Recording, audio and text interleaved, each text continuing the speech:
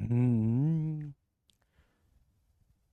हम्म, आहा, hey hey hello hello hello hello hello hello hello hello hello hello hello नमस्कार नमस्कार नमस्कार good afternoon everyone नमस्कार good afternoon good afternoon good afternoon good evening everyone आवाज क्या मेरी आ रही है और दिखाई क्या मैं आप सभी लोगों को दे रहा हूं नमस्कार नमस्कार नमस्कार good evening good evening good evening सभी लोग GVN लिख कर भेजेंगे ताकि मुझे पता चल जाए कि सारे पीवीएन्स जो हैं वो आ चुके हैं। नमस्कार, स्वागत है आप सभी का to this amazing platform of Physics Wallah. मेरा नाम है सचिन जाखड़, प्यार से आप सभी लोग कहते हैं मामू। वो वाला मामू नहीं बे मामा जी असली वाला। हाँ ठीक है। तो आज हम बात कर रहे हैं सीक्वेंस सीरीज के लेक्चर नंबर 2 की, और क्वेश्चंस ऑन एपी देखेंगे बेटा। एपी क्या होती है? अरिथमेटिक प्रोग्रेशन, और कॉमन टर्म्स की बात करेंगे। और एक छोटा सा अनाउंसमेंट है। अनाउंसमेंट की स्पेलिंग बचपन से ही याद नहीं रही मुझे। बचपन बड़ा तकलीफों में बीता है ना। हॉस्टल में थे, हाँ, हर गलत चीज पे पिटाई होती थी, सही पे भी हो जाती थी भाई। अनाउंसमेंट क्या है कि today at 9 PM, today at 9 PM, और इसको टेक्निकल लैंग्वेज में क्या बोलेंगे? 12 और 9, 21 hours. Today at 21 hours quadratic का लेक्चर नंबर 14 आपके लिए मैंने जो है वो रिकॉर्ड करके डलवा दिया है। इस क्वाड्रेटिक के लेक्चर नंबर 14 को देखने के लिए आप क्या कर सकते हैं बेटा? 2 दिन का टाइम ले सकते हैं, क्योंकि लेक्चर थोड़ा सा लंबा हो गया। आई बिलीव 2 hours 20 minutes का है, 2 घंटे 26 मिनट का है। तो आप इसको एक बार 1.5 घंटे और एक बार 1 घंटे, 2 दिन आप लीजिए, कोई बात नहीं। आगे छुट्टियां आ रही हैं आपकी। छुट्टियां मतलब 15 अगस्त को इंडिपेंडेंस डे की आपकी छुट्टी है, और फिर संडे की छुट्टी है ना। कर लीजिएगा प्लीज। समझ में आया कि नहीं समझ में आया? निपटा दोगे? बोलो बोलो बोलो। एक बोल रहा कर भी लिया, हे भगवान। इतनी जल्दी? बहुत ज्यादा खतरनाक हो गए हैं बच्चे, शाबाश। अरे उसमें सवाल बहुत करवाए हैं यार, इसलिए थोड़ा सा लंबा हो गया। मेरी बात समझते नहीं हो तुम। एक तो यार भांजे भांजी होने के बाद मामा जी की बात नहीं समझोगे, किसकी समझोगे तुम? है ना। हाँ, कॉपी दैट। चलिए ठीक है, चलिए स्टार्ट करें फिर आज का धमाकेदार लेक्चर। और जैसा कि मैं आपको पहले ही बता चुका हूं कि भाई हमारे साथ बहुत सारी जनता नई जुड़ चुकी है, और उन्होंने एक इनिशिएटिव लिया कि अब हम किसी भी प्रकार का बैकलॉग नहीं होने देंगे। सर अब तक हम हो सकता है बाकी लोगों से कंपैरेटिवली पीछे थे, बट अब पीछे नहीं हटेंगे। तो बेटा यहां से कोई भी लाइव लेक्चर मिस नहीं करना है, और उसके बाद में आपको धमाधम साथ साथ में पीछे का बैकलॉग भी कवर करते रहना है प्लीज। ये मेरी आप सभी नए बच्चों से रिक्वेस्ट है। और जो पुराने जुड़े हुए हैं भाई, तुम्हें तो सलाम है, तुम तो बिल्कुल कहीं छोड़ के मत जाना, क्योंकि धीरे धीरे आगे आने वाले टाइम में क्या होने वाला है, क्या होने वाला है भाई, कि आगे चलकर स्कूल के एग्जाम्स भी आएंगे, और थोड़ा तुम्हारा हो सकता है मन भी भटकेगा। दिल तो बच्चा है जी, है ना, थोड़ा कच्चा है जी, है ना, पर सच्चा है जी, कि सर हम कोई बात नहीं, टेंशन ना लो, यहीं रहेंगे और कहीं नहीं जाने वाले। बिल्कुल सही। चलिए स्टार्ट करें। अरे बैकलॉग को कब तक पकड़े रहेगा भाई? अब इस बैकलॉग को बैकलॉग में कन्वर्ट करने की बात आ गई है, समझ में आया? अब बाकी लोगों को बैक में छोड़ दे, पीछे की ओर, तू आगे निकल जा सबसे। हाँ, अब ये मौका है तेरे पास में।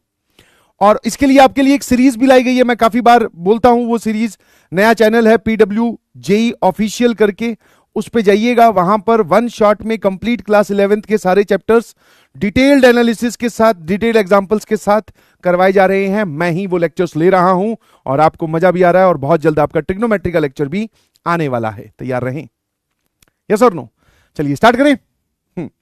तो आपको फटाफट इनका आंसर करना है। अगर कोई एपी है तो उसकी टीएन क्या होती है ये बताओ। सर देखो, किसी भी अरिथमेटिक प्रोग्रेशन में थोड़ा हल्का लग रहा है, इसको भारी करो। किसी भी अरिथमेटिक प्रोग्रेशन में हमें 2 चीजें जाननी होती है, एक फर्स्ट टर्म, एक कॉमन डिफरेंस। अगर हमने ये जान लिया तो टीएन आप बोल सकते हो a+n-1 इंटू डी। यस और no? a+n-1 into d is this.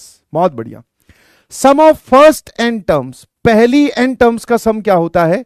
That is n/2 into 2a plus n-1 into d बोल दो, या फिर आप ये भी बोल सकते हो total number of terms divided by 2 first term plus last term. Yes, ये भी आप बोल सकते हैं t1 प्लस tn। हाँ है ना, शाबाश, अरे खतरनाक हो तुम तो यार, खतरनाक हो, है ना। और ये जो है ये लीनियर फंक्शन ऑफ एन आता है, ये क्वाड्रेटिक फंक्शन ऑफ एन आता है विद जीरो कांस्टेंट टर्म। किसी भी सीक्वेंस में tn जो होता है वो होता है सर sn माइनस sn-1, और t1 मतलब s1 के बराबर। s1 is basically sum of first term. अब फर्स्ट टर्म तो अकेली है, उसके बाद किसके साथ सम करोगे यार, अकेली है तुम्हारी, अकेली है, बस छोड़ो, है ना, फर्स्ट टर्म अकेली है तो उसका सम कुछ नहीं सर, t1 इज s1। बहुत बढ़िया। अगर 3 नंबर्स आपको पता चले, कहीं से गुप्त जानकारी आपको मिले कि एबीसी एपी में है, तो बीच वाले का दुगना, twice of middle term is sum of other two, twice of middle is sum of other two. Fourth वाला बता दे जल्दी से जल्दी से जल्दी से जल्दी से, बहुत बढ़िया, शाबाश। If total number of terms in any sequence are 79, then आपसे पूछा गया है 23rd term from the last is dash term from the starting. तो एक बात बताओ, अगर टोटल 79 टर्म्स हैं तो पीछे से 23rd टर्म, पीछे से 23वीं टर्म, आगे से कौन सी टर्म के बराबर होगी? तो सर उसके लिए फॉर्मूला है टोटल टर्म्स माइनस पीछे से दिया गया काउंट प्लस 1। तो ये कितना आ गया भाई, ये हमारे पास में आ गया sir 56 plus 57th term. This is 57th term from the starting. वाह यार, और मैंने कहा ये पीछे से 23वीं टर्म निकालने का एक तरीका और बताया था। हेलो, उधर क्या देख रहा है उधर क्या देख रहा है खिड़की से बाहर? नहीं है वहां कुछ, और ढूंढ भी मत, क्योंकि जिसको तू ढूंढ रहा है अगर वो इस वक्त मेहनत कर रही है तो तेरे को वो कभी नहीं मिलेगी, और अगर इस वक्त तू मेहनत नहीं कर रहा तो तेरे को कभी कुछ नहीं मिलेगा। तो इसलिए खिड़की से बाहर मत देख, इधर बता। अगर मैं पीछे से 23वीं टर्म निकालने के लिए बोलूं, खड़ा हो जा बेटा, यस, हाँ तेरे से बात कर रहा हूं, खड़ा हो जा। पीछे से 23वीं टर्म और किस तरीके से निकाल सकते हैं? Yes, reverse the AP, last term को फर्स्ट टर्म बनाओ, कॉमन डिफरेंस के आगे माइनस साइन लगाओ, और फिर उस एपी की आप 23वीं टर्म निकल दो। बहुत बढ़िया, रिवर्स द एपी। अरे वाह यार, खतरनाक है। Answer the following questions as true false. AP पलट दो, एपी पलट दो, डी का साइन चेंज करना ना भूलें। अरे वाह यार, तुम तो खतरनाक हो। बीच में एक लिख रहा है डिब्बी के सॉल्यूशन दे दो, अबे कर देंगे, टेंशन ना ले, सारी चीजें तुम्हारे लिए की जा रही है, ठीक है। इनफैक्ट जितनी मेहनत मैंने पिछले किन्हीं भी बैचेस में की है उससे ज्यादा इस बैच के लिए की जा रही है। वन शॉट लेक्चर भी रिकॉर्ड कर रहा हूं, डिब्बी के सॉल्यूशंस भी आ रहे हैं, नो मर्सी शीट के सॉल्यूशंस भी पहुंचाने हैं, सारी चीजें हैं भाई। इंसान तो अकेला ही हूं ना, अब मैं कितनी देर, ऐसा तो है नहीं 5-10 लोग मैंने नीचे रखे हुए हैं कि मेरा सॉल्यूशन आके उसने रिकॉर्ड कर दिया, ठीक है। अगर आपको पता चले कि ये कुछ लोग जो हैं ये एपी के अंदर हैं, ध्यान सुनना, दीज आर इन एपी, तब मुझे एक बात बता, अगर मैं सभी टर्म्स को किसी कांस्टेंट के से डिवाइड करूं तो क्या ये भी एक एपी में होंगे? तो आंसर इज सर यस, बिल्कुल सही। अब कोई बच्चा बोलेगा सर आपने तो पिछली बार मल्टीप्लीकेशन में बताया था। अरे मल्टीप्लीकेशन डिवीजन एक ही बात होती है, मैंने ये बताया था ना कि k_a_1 k_a_2 k_a_3। तो अगर मान लो k की वैल्यू हाफ हो जाए, क्योंकि कोई भी कांस्टेंट है, तो k की वैल्यू हाफ हो जाए तो ऐसा नहीं लग रहा कि आपने 2 से डिवाइड किया है छे गोली वाले बाबा, यस सही लग रहा है। और वैसे भी तुम्हें कोई एपी अगर देखना हो, यहां पर n है, ये भाई ने पता नहीं क्या करो है, ठीक है। अगर तुम्हें कुछ भी देखना हो कि वो एपी में है कि नहीं है, तुम तो कॉमन डिफरेंस निकालो ना, कॉमन डिफरेंस निकालो, है ना, बिल्कुल सही। अब सेकंड वाले की बात करता हूं तो बच्चे बोलते हैं सर ये फॉल्स है। मैंने कहा कैसे फॉल्स है भाई? सर आपने बोला था सभी टर्म्स में सेम नंबर जुड़ना चाहिए, तो सर यहां पर आपने फर्स्ट टर्म में k जोड़ा, सेकंड टर्म में 2k जोड़ा, थर्ड टर्म में 3k जोड़ा, और लास्ट टर्म में nk जोड़ा, तो सर ये एपी में है क्या? तो आंसर है सर ये एपी में है, यस। तुम तो वापस से सॉल्व करो ना भाई, तुमसे पूछा जा रहा है कि ये एक एपी है कि नहीं। a1 plus k, a2 plus 2k, a3 plus 3k और a4 प्लस 4k, इस प्रकार से मैंने एक एपी दी। अब एपी को चेक करने का तरीका होता है पहले वाली टर्म में से ये वाली टर्म घटाओ, तो a2 plus 2k minus a1 minus k। अब ये आपको एक एपी में दे रखी है, इसका कॉमन डिफरेंस अगर मैं d बोलूं तो A2 माइनस A1 है जी D, और 2K माइनस K सर ये आ रहा है D प्लस K।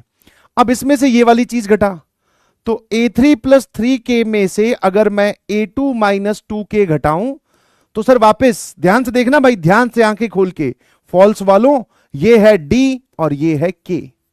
और सिमिलरली जब आप इसमें से ये घटाओगे तब भी आपके पास में सम सेम आएगा, है ना। तो सर आपने तो बोला था सेम नंबर जोड़ने, अरे सेम नंबर जोड़ने से एपी में रहते हैं, बट आपने एक प्रॉपर्टी वो भी तो बताई थी कि दो डिफरेंट एपीज हो, A1 A2 A3 A4 ये सब लोग एपी में है। एक दूसरी एपी कंसीडर कर K 2K 3K 4K 5K। अब इनकी करस्पॉन्डिंग टर्म्स को जोड़ा है तो ये भी तो एपी में होंगी। कैसा लगा? एसएमजे लिखकर भेजे, शाबाश। सर फिर ये वाला लोअर सफिक्स का सम आ रहा है 16, 9 और 7 16, 13 और 3 16, 15 5 और 11 16, और 2 8 लिखा हुआ है, मतलब A8 प्लस A8 मतलब 8 और 8 16। सर ये बात भी एकदम ट्रू लिखी हुई है। A1 A3 A5 A7 A9 मतलब एक एक के गैप से हमने टर्म उठा लिया, A2 हटा दी, A4 हटा दी, A6 हटा दी, तो क्या ये एपी में है? तो आंसर है सर यस, ये भी एपी में है। अब कोई बच्चा बोले सर मुझे ये जानना है कैसे हैं एपी में, तो मैंने कहा देख A1 क्या होगी A, A3 क्या होगी A प्लस 2D, A5 क्या होगी sir A plus 4D, A7 क्या होगी A प्लस 6D। तो ध्यान से देख बेटा ये भी एपी है। अरे गोलू क्या ही बोलूं, यस कॉमन डिफरेंस सेम आ रहा है। तो अब अगले वाला खुद कर लेना, ये भी ट्रू है, इसके सारे पार्ट ट्रू हैं। कितने लोगों को एकदम क्लियर है? ईमानदारी से बताइए प्लीज। अब उसके बाद में ये सवाल मैंने आपको दिया, इंटीजर टाइप क्वेश्चन है भाई, मैं तो तुमसे पोल कंडक्ट करवाना चाह रहा हूं और तुम्हारी पोल भी खोलना चाह रहा हूं। ऑल ट्रू, शाबाश। ठीक है, I hope these types of revision वाली स्लाइड जिसपे हम 10 से 15 मिनट स्पेंड करते हैं, these are valid and useful for you. ठीक है, इससे पिछली क्लास का एक बार रिकैप हो जाता है सर। हाँ, अब उसने बोला कि ये सब लोग एपी में हैं, पहली टर्म 8 है। मैं आपको एक बार फिर से जो हमने अब तक पढ़ा है, जो कि ज्यादा कुछ नहीं है थ्योरी के हिसाब से, सिर्फ दो फॉर्मूलाज हैं, टीएन का और एसएन का। उसके बाद में इन सब फॉर्मूलाज पे या बेसिक कॉन्सेप्ट ऑफ एपी पे बहुत सारे सवाल बनते हैं। कुछ मैं लेकर आया हूं, कुछ डिब्बी दूंगा, कुछ आप खुद करेंगे, तो आप देखेंगे कि yes sir we can do this. अब जरा ध्यान सुनना, ये सब लोग एपी में हैं। If the sum of first 4 terms is 50, एक काम करो, फर्स्ट 4 टर्म्स कौन कौन सी हो जाएंगी? A plus D, A plus 2D और A प्लस 3D। इनका जो सम है वो आपको दे रखा है 50। मतलब सर हमें क्या जानकारी दे रखी है? 1 2 3 4 4A प्लस 6D, 3 2 5 और 1 6, ये दे रखा है सर हमें 50 के बराबर। ठीक है, और उसने पहली टर्म दे रखी है sir 8, that means you know कि A इज 8। तो ठीक है सर, 6 यहां पर 8 रख देंगे अगर, तो ये आ जाएगा 32, तो दिस इज 50 माइनस 32, तो यहां से D की वैल्यू आ गई सर, दैट इज 18/6 3, है ना। बहुत बढ़िया। अब आ जाइए, the sum of last 4 terms is 170। अब लास्ट 4 लिखने का जो तरीका है वो बहुत सारे बच्चे ये वाला यूज करते हैं। लास्ट 4 मतलब कि सर लास्ट वाली टर्म हो जाएगी Tn, उससे पहले वाली टर्म हो जाएगी Tn माइनस 1, उससे पहले वाली टर्म हो जाएगी Tn माइनस 2, और ये हो जाएगी Tn माइनस 3। इन सब का सम आपको दे रखा है 170, है ना। एक तरीका तो ये है, मतलब आप जैसे Tn को लिखोगे A plus n minus 1 into d, क्या आपने ऐसे लिया है? और सर फिर आप इसको लिखोगे that is A plus n minus 2 into D, है ना। फिर आप इसको लिखोगे sir A plus n minus 3 into d, that is ये वाली चीज, और ये आ जाएगा sir A plus n minus 4 into d. ऐसे किया क्या भाई? हाँ ना, बहुत सारे बच्चों ने ऐसे किया होगा, जिसमें कोई बड़ी बात नहीं है, बहुत सिंपल सी इक्वेशन बन रही है। 1 2 3 और 4, दैट इज 4 इंटू A की वैल्यू 8 है। अब D का कोफिशिएंट बताना जरा, मैं ये वाली टर्म्स ऐड कर रहा हूं, n minus 4 n minus 3 n minus 2 n minus 1, ये सब ऐड होंगे, क्योंकि इन सभी टर्म्स में से जिनके नीचे स्टार लगा रहा हूं उनसे मैंने D कॉमन ले लिया। हेलो हेलो नजरे स्क्रीन पर, ऐसा कौन बोलता है? सर है एक पागल मास्टर और मामा है हमारा, तो ध्यान से बोलना। मैंने कहा ठीक है भाई। ये आ गया 4n, 7 2 9 और 1 10, 170 सर ये आ गया हमारे पास में, ठीक है ना। 4n माइनस 10 आ गया सर, बिल्कुल सही। अब यहां से मेरे ख्याल से आपको n की वैल्यू निकालनी है, बिकॉज a और सब कुछ आपको पता है। तो हमने क्या किया, इस d की जगह हमने 3 रख दिया, है ना। तो सर ये कितना आ गया, ये आ गया 12n माइनस 30 और ये आ जाएगा प्लस 32 बराबर 170। तो यहां से n की वैल्यू सर ये आ रहा है प्लस 2 इधर जाएगा तो 168 अपॉन 12, 12 1 जा 12 और 12 4 जा 48। तो n की वैल्यू 14 आ गई। कितने लोगों को आ गई? 14। क्या ये बात क्लियर है ना। और दूसरा, कुछ बच्चों ने ऐसा भी किया होगा, कुछ बच्चों ने ऐसा किया होगा सर, लास्ट और पहले वाले का सम, सेकंड और सेकंड लास्ट का सम, थर्ड और थर्ड लास्ट का सम और फोर्थ और फोर्थ लास्ट का सम, ये बराबर होता है। ऐसे किया है ना, कि मान लेते हैं कि लास्ट टर्म tn है। अरे बोलो, है ना, ये वाली चीज क्लियर है। ऐसे किया है क्या कि इन दोनों का सम, इन दोनों का सम, इन दोनों का सम और इन दोनों का सम बराबर आएगा। तो उससे भी करोगे तब भी आंसर सेम ही आएगा भाई। दैट इज, उससे अगर आप जाते हो कि t1 plus tn is equal to t2 plus tn minus 1 is equal to t3 plus tn minus 2 और is equal to t4 plus tn minus 3, है ना। ठीक है। अब सर इन सबको अगर हम ऐड कर दे, मान लेते ये k के बराबर है, तो इन सबको अगर हम ऐड करें तो k plus k plus k plus k that is 4k, और ये आएगा कितना सर, ये आ जाएगा t1 plus t2 plus t3 plus t4, ऐसे भी। और साथ में sir tn plus tn minus 1 plus tn minus 2 plus tn minus 3। क्या हो गया दीदी, क्या बोल रही है? अरे तुझे कुछ ना कह रहा हूं, सीरी जाग गई अचानक से। अब सर ध्यान से देखना, ये वाला सम आपको दे रखा है 50 और ये वाला सम दे रखा है 120 170। तो ये आ गया आपके पास में 220 होल डिवाइडेड बाय 4। ये 4k की वैल्यू है, तो k की वैल्यू कितनी आ गई? 54 आ गई, है ना, 54। अब अगर 4k की वैल्यू 54 आ रही है तो यहां आ जाओ वापस से। t1 is a, tn is a plus n minus 1 into d और ये k के बराबर है तो 54। अब देख भाई ये कितना हो गया, 16 n माइनस 1 इंटू 3। अब एक काम करते हैं, 3 से कैंसिल कर देते हैं, तो ये कितना आ जाएगा, 3 1 जा 3 और 3 8, नहीं 3 से तो कैंसिल ही नहीं हो रहा भाई। हाँ, तो दिस इज 3n माइनस 3 करोगे प्लस 13, तो ये कुछ गड़बड़ा रहेगा।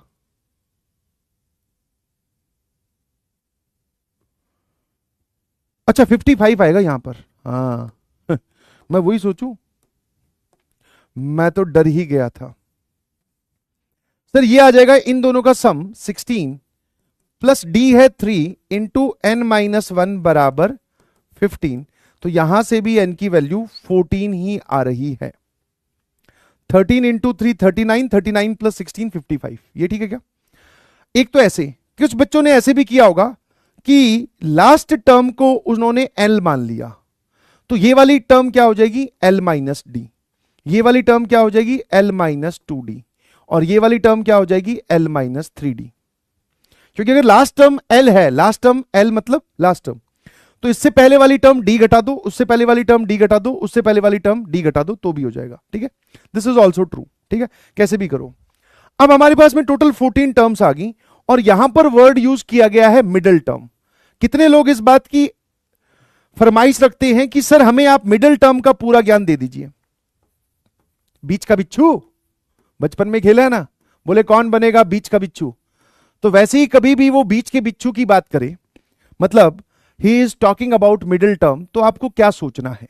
तो मैंने कहा देख छोटी सी एक्सप्लेनेशन है, वैसे बहुत सारे बच्चे जानते होंगे, बट इस बात को हमेशा ध्यान रखना, ठीक है। मिडिल टर्म देखते हैं। मान लो टोटल नंबर ऑफ टर्म्स आपके पास में 6 है।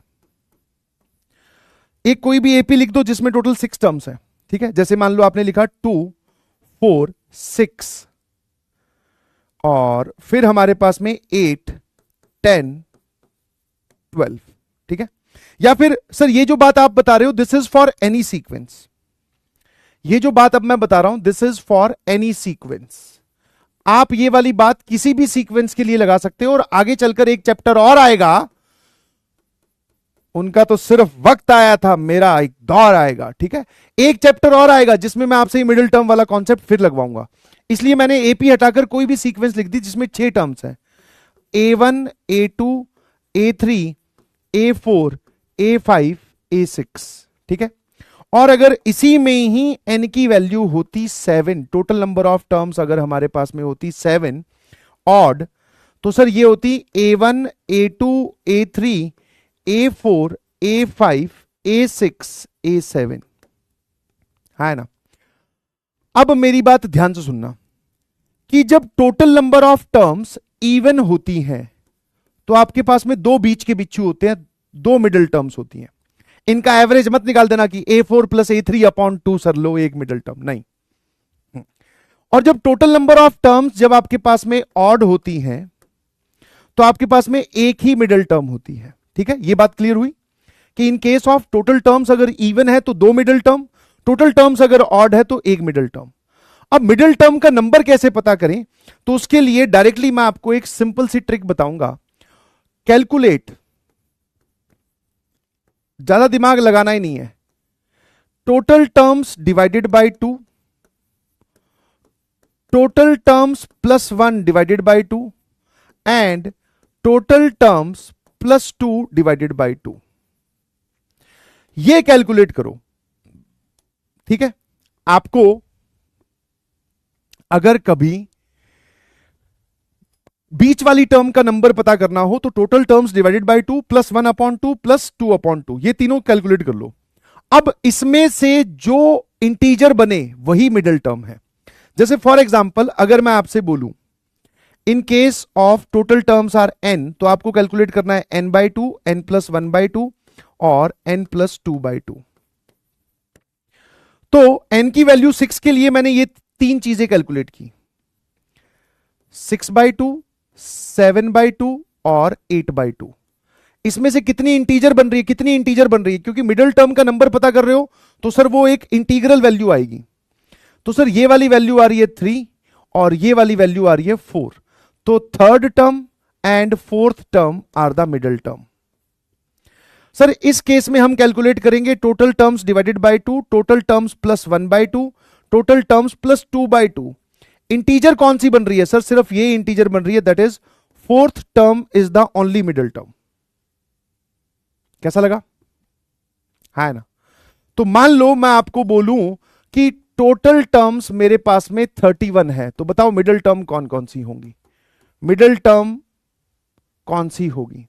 और टोटल टर्म मेरे पास में अगर 68 है तो बताओ मिडिल टर्म कौन सी होगी, जल्दी से बता दे इसी कॉन्सेप्ट का यूज करके। तो जैसे ही आपको टोटल टर्म्स पता चले तो आप ये वाली कैलकुलेट करो वैल्यू, 31 बाई 2, 32 बाई 2, 33 बाई 2। इसमें से इंटीजर सिर्फ ये बन रहा है, that means 16th term is the middle term, 16th, ठीक है।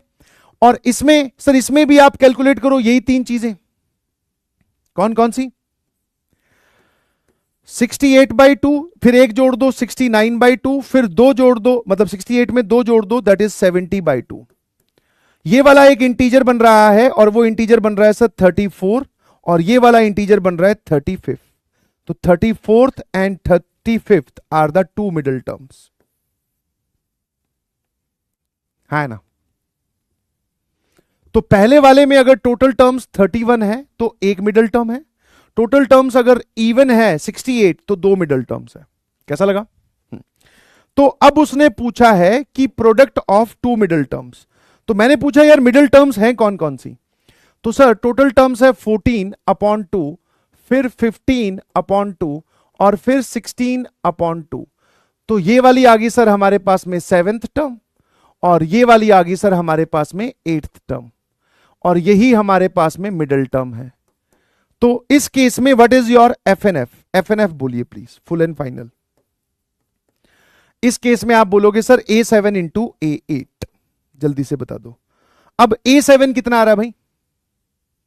A7 कितना आ रहा है? A7 निकाल सकते हो? हां सर, A7 आ जाएगा हमारे पास में, that is A plus 6D। A है जी 8, D है 3, तो सर 18 दैट इज 26। तो A7 आ रहा है 26, और A8 कितना आएगा सर? कॉमन डिफरेंस 3 है तो 29, और ये वाली पूरी वैल्यू आ जाएगी आई बिलीव 754, है ना? 26 और 29 का मल्टीप्लीकेशन आ रहा है सर, दैट इज 754। क्लियर है? है ना? तो this is your answer 754। Check कर लेते हैं। Come on, no one in the leaderboard, how this can be possible? एक बोल रहा है सर रॉन्ग है। रॉन्ग तो हुआ ही है बेटा। ओहो, 69% जनता का सही जवाब है भाई। बाकी लोग क्या कर रहे हैं? चलिए आ जाइए, अब सवालों का और बौछार करते हैं। जेईई मेंस 2022 का सवाल ये रहा आपकी कंप्यूटर स्क्रीन पर। आ जाइए, फटाफट देखो सवाल क्या है, और पहले लैंग्वेज अच्छे से पढ़ना। समझ में आया? कोई भी क्वेश्चन आए तो आप लैंग्वेज अच्छे से पढ़िएगा प्लीज, और रफ कॉपी निकाल के रखो। Language is very important. Difference apis, difference नहीं है, डिफरेंट है। भाई साहब ये कहां घूम रहे हैं, पता करना पड़ेगा यार इनका, है ना? और किसके ख्यालों में भाई ऐसी कौन सी विश्व सुंदरी मिल गई इनको जो हर लाइन में गलती कर दे रहे हैं? Different APs are constructed with first term 100 and last term 199। ठीक है ना? तो फर्स्ट टर्म तो 100 ली है और लास्ट टर्म 199 ली है भैया, ये लो। तो ये हमारे पास में Tn है और ये हमारे पास में A है। ठीक है? इंटीग्रल कॉमन डिफरेंस है। इंटीग्रल कॉमन डिफरेंस मतलब ये जब वर्ड आ जाता है ना भाई, इंटीजर या फिर ऐसी कोई जानकारी दे रखी हो, तो ये अपने आप में एक इक्वेशन का काम करती है, कंडीशन का काम करती है कि मतलब इस एपी का जो कॉमन डिफरेंस आप डी बोलते हो वो इंटीजर होना चाहिए। ठीक है सर, दो जानकारियां। The sum of the common differences of all such APs having at least 3 terms and at most 33 terms. अच्छा, जो नंबर ऑफ टर्म्स होती हैं आपके पास में, एन किसको रिप्रेजेंट करता है? नंबर ऑफ टर्म्स को। इसकी वैल्यू कम से कम 3 होनी चाहिए और मैक्सिमम 33 होनी चाहिए। The number of all such APs having at least 3 terms and at most 33 terms. ठीक है भाई, ये वाली चीज आ गई।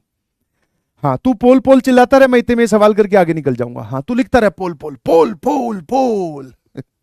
ठीक है? तो ये इंटीजर वगैरह दी होती है सर, ये सीआईडी इंफॉर्मेशन है, बिल्कुल सही है ना? और सीआईडी की फुल फॉर्म भी बताई थी मैंने, जल्दी से बता दो क्या थी वो। चलिए, अब सर इन दोनों की मदद से हमें क्या करना है? The sum of the common differences of APs, मतलब ऐसे जितनी भी कॉमन डिफरेंसेस डी की वैल्यूज आएंगी उन सबका सम पूछा है। ठीक है?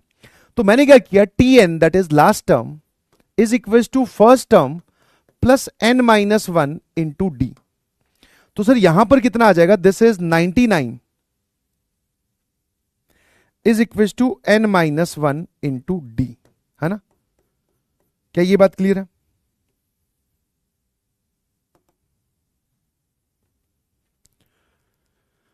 हाँ, क्रूशियल इन डेप्थ इंफॉर्मेशन, बिल्कुल सही। तो ये बात क्लियर है। अब मुझे ये दे रखा है कि कॉमन डिफरेंस इंटीजर है और n की वैल्यू 3 से 33 है। कैसे आप इसको सॉल्व करोगे ये बता दो।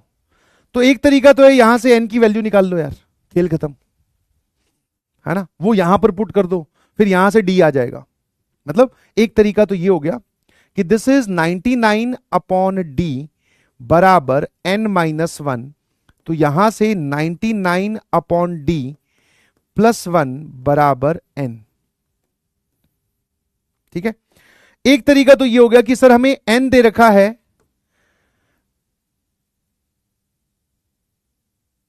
ठीक है, एलिमेंट्री मेथड सिखा रखा है ना मैंने आपको, एलिमेंट्री मेथड सिखा रखा है ना, एलिमेंट्री मेथड सिखाया हुआ ना, तो बस फिर सर एलिमेंट्री मेथड वो कौन सा होता है? अरे मैंने कहा रेंज निकालते वक्त तो डी की वैल्यू क्या आ जाएगी सर? 99 upon n minus 1। तो यहां से अपने आप डी निकल आएगा। तो देख इसी चीज को और करके ये लिख सकता है कि n जो है वो 3 से लेकर 33 है, और n जो है वो एक इंटीजर होना चाहिए, 3 से लेकर 33 नहीं, बट सारे के सारे इंटीजर। ठीक है, ये ध्यान रखना। अब n माइनस 1 क्या होगा सर? वो हो जाएगा 2 से लेकर 32, और मैं आपसे पूछूं कि reciprocal 1 upon n minus 1, sir 1 upon 32 से लेकर 1 अपॉन 2, इसको 99 से मल्टीप्लाई कर दीजिए प्लीज। तो 99 अपॉन n माइनस 1 जो कि आपका d है वो कहां से कहां तक? तो 99 अपॉन 32 से लेकर 99 अपॉन 2, ये आ जाएगी सर रेंज, है ना? हाँ, जिनका बैकलॉग है उनको भी एक अलग तरीके से समझा दूंगा, बट पहले इस पे फोकस कर। अब मुझे ये बता दे 99 अपॉन 32 ये लगभग कितनी वैल्यू आएगी लगभग? तो सर ये आ जाएगी आपके पास में, जैसे ये वाली वैल्यू तो हमें समझ में आ रही है, ये वाली वैल्यू कितनी आ रही है?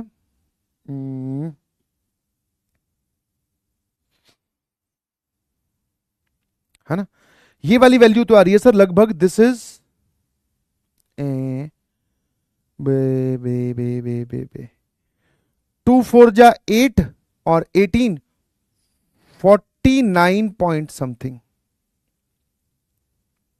है ना, 49.5 बोल दो, बिल्कुल सही। और ये वाली वैल्यू कितनी आ रही है सर? ये वाली वैल्यू आ रही है आपके पास में 3 पॉइंट समथिंग, बिकॉज 32 इंटू 3 होता है 96, तो दिस इज 3 पॉइंट समथिंग। अब यार अगर तुम यहां से ऐसे डी निकालोगे ना तो डी बहुत सारे आ जाएंगे। समझ पा रहे हो कि नहीं समझ पा रहे हो? ये आ रहा है 49.5 और ये आ रहा है सर 3 पॉइंट समथिंग।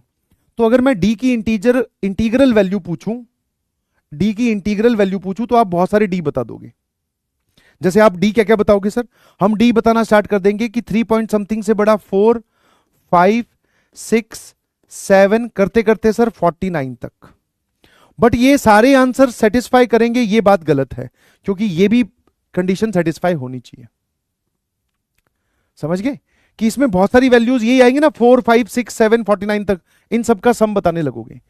तो इस मेथड से होगा क्या कि आपने अगर यहां पहुंचकर डायरेक्टली आंसर दे दिया तो फिर गड़बड़ है, क्योंकि आपको इस इक्वेशन को भी चेक करना है। जैसे मान लो डी की वैल्यू 4 ली, तो डी की वैल्यू 4 तो इसको सेटिस्फाई कर रही है कि नहीं कर रही है? जैसे यहां पे डी 4 रखूं तो एन की वैल्यू इंटीजर आएगी नहीं। समझ पा रहे हो? अगर मैं डी की वैल्यू 4 यहां चेक करवाऊं आपको कि भैया डी बराबर 4 है, तो सर एन की वैल्यू क्या आ गई? एन माइनस 1 इज 99 अपॉन 4, और एन की वैल्यू आ रही है सर 99 अपॉन 4 प्लस 1। तो ये बात तो गलत लिखी हुई है ना, क्योंकि ये देखो एन की वैल्यू फ्रैक्शन में आ रही है। हाँ, तो इसीलिए इस मेथड में गलती है, इसीलिए मैंने एलिमेंट्री मेथड पहले करके दिखाया। इसमें आपको आंसर्स चेक करने पड़ेंगे। ठीक है, आंसर्स क्या करने पड़ेंगे? चेक करने पड़ेंगे। इसमें आपको अपने आंसर्स चेक करने पड़ेंगे बिफोर आंसरिंग। अब दूसरा मेथड देख, जिससे सटीक जवाब आएगा, जो कि आप लोग अभी बोल रहे थे थोड़ी देर पहले। यहां से जरा देखना, 99 अपॉन डी प्लस 1 बराबर एन। क्या ये बात क्लियर है ना? हाँ, उसमें बहुत सारे आंसर्स आपको चेक करके देखने पड़ेंगे। क्या मेरी बात समझ में आई? हाँ।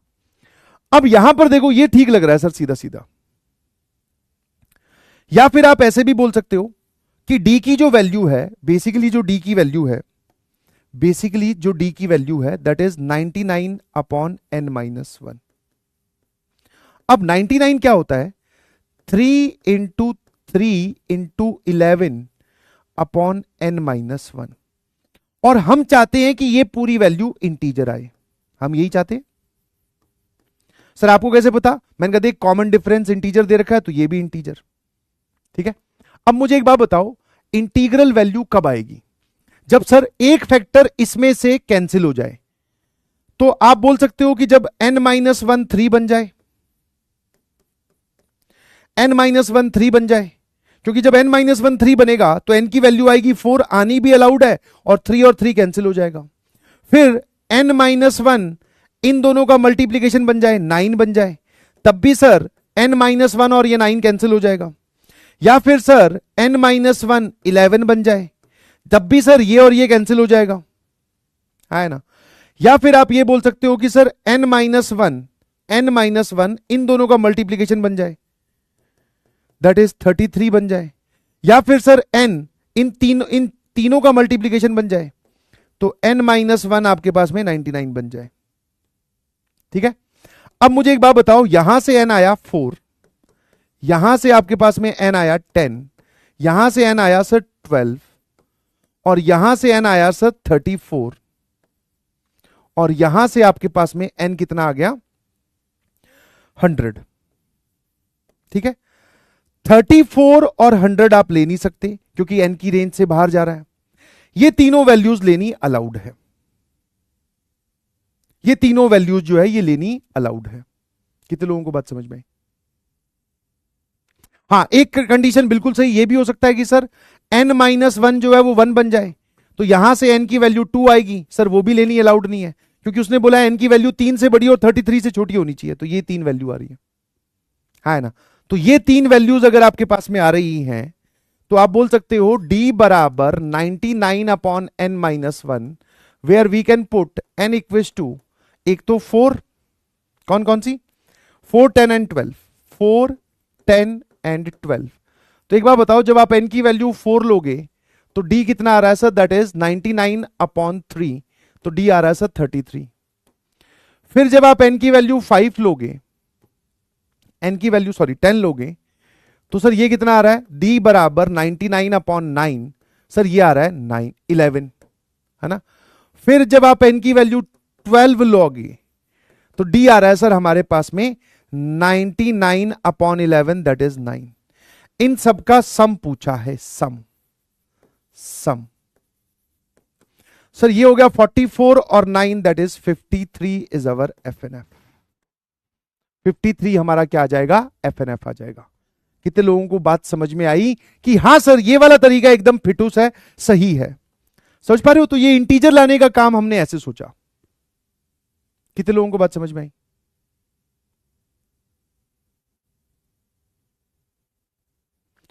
और वो जो एलिमेंट्री मेथड लगा के कर रहे थे वहां से सारी वैल्यू सेटिस्फाई नहीं करेंगी, बिकॉज डी की आपके पास सिर्फ यही वैल्यू सेटिस्फाई कर रही हैं,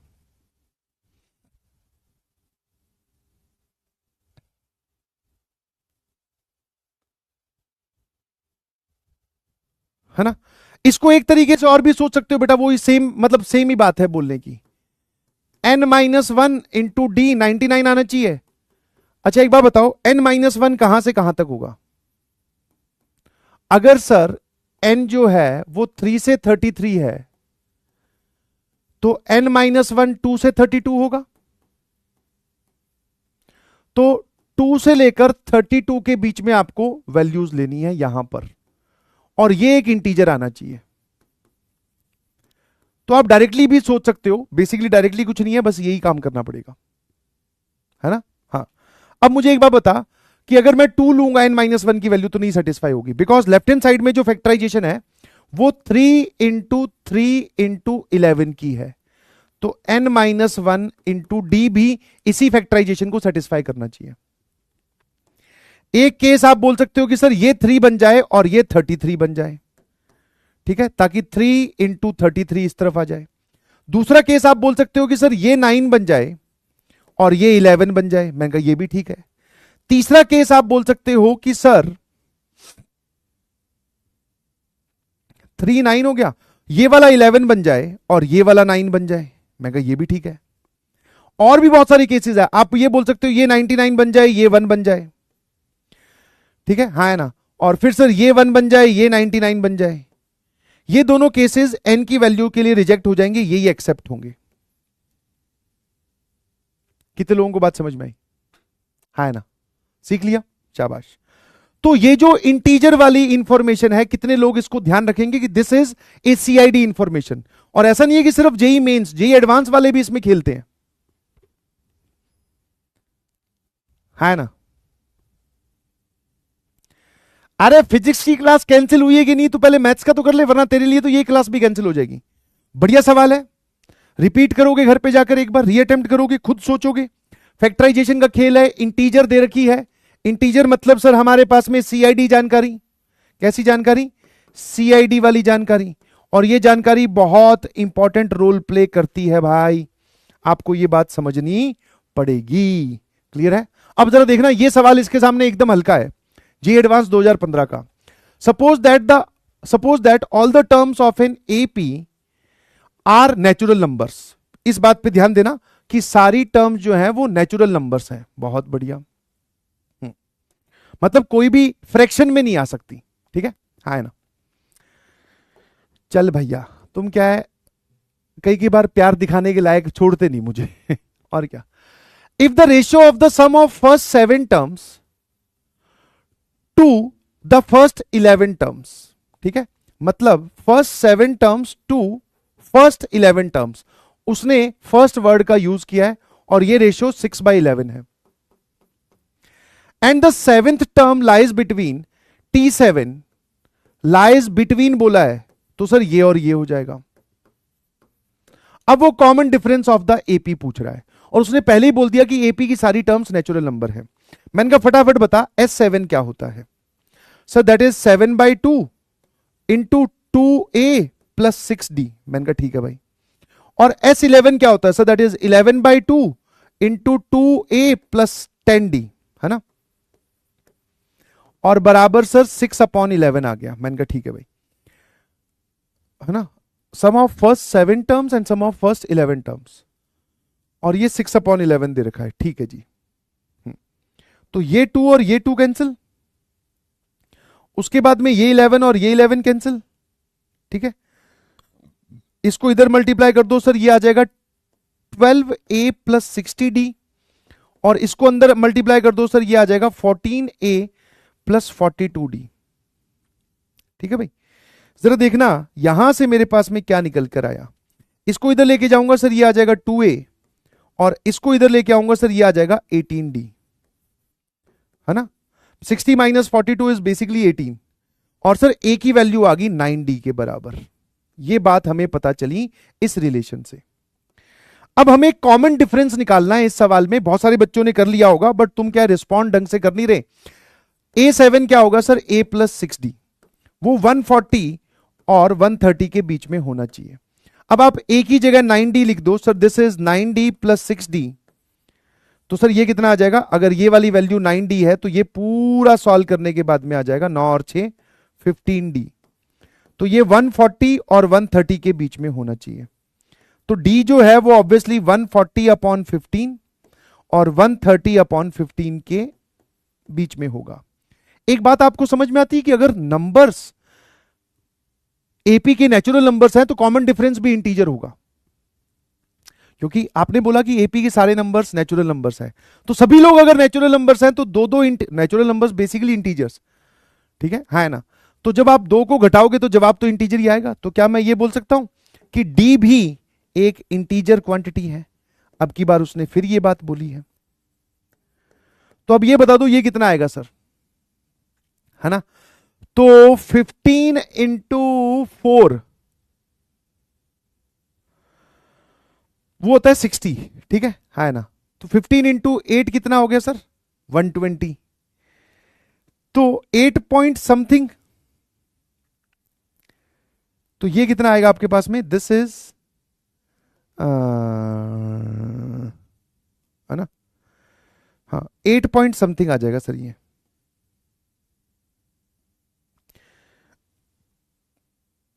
और ये भी सर 8 पॉइंट समथिंग आएगा।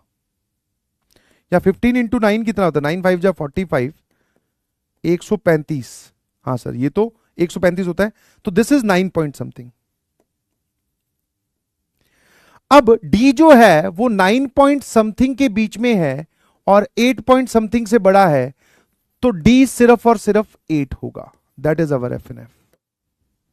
SMJ लिखकर भेजना कि एकदम क्लियर है कि कहानी एकदम क्लियर है क्या, क्योंकि यही एक d पॉसिबल है इन दोनों के बीच में। और d इंटीजर क्यों हुआ?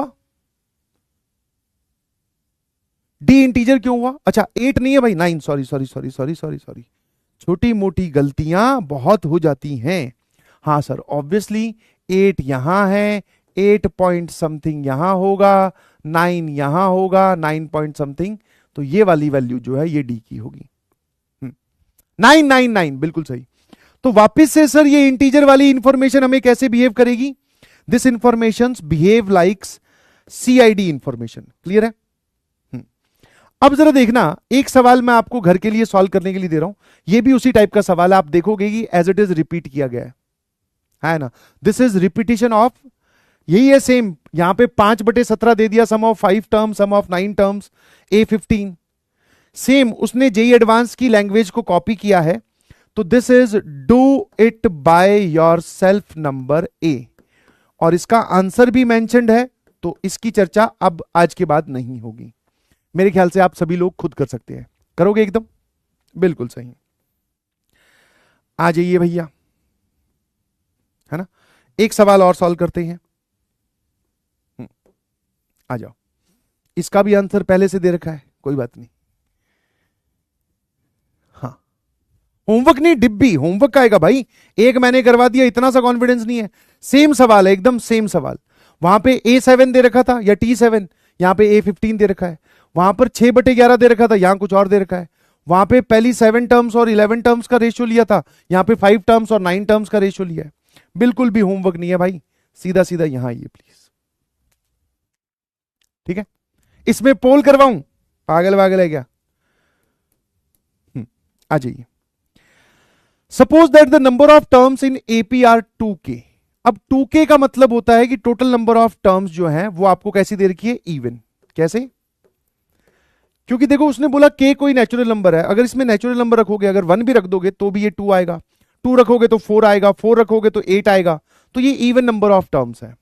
आगे पढ़ते हैं, तो हमें ये समझ में आ गया कि टोटल टर्म्स जो है, टोटल टर्म्स वो इवन दे रखी है हमें। ठीक है, 2k का मतलब इवन हो गया।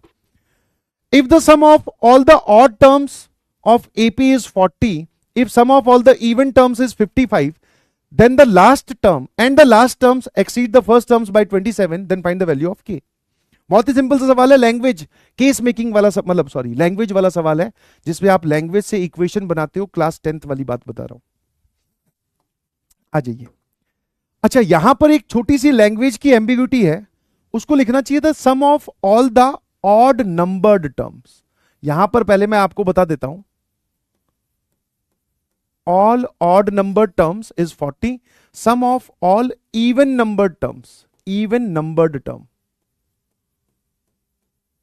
अच्छा मतलब सर AP कुछ ऐसी है, A1 A2 A3 और लास्ट टर्म होती हमारे पास में AN, बट AN लिखो या N की जगह आप चाहो तो 2k लिख दो। ठीक है, ये हमारे पास में टोटल टर्म्स है।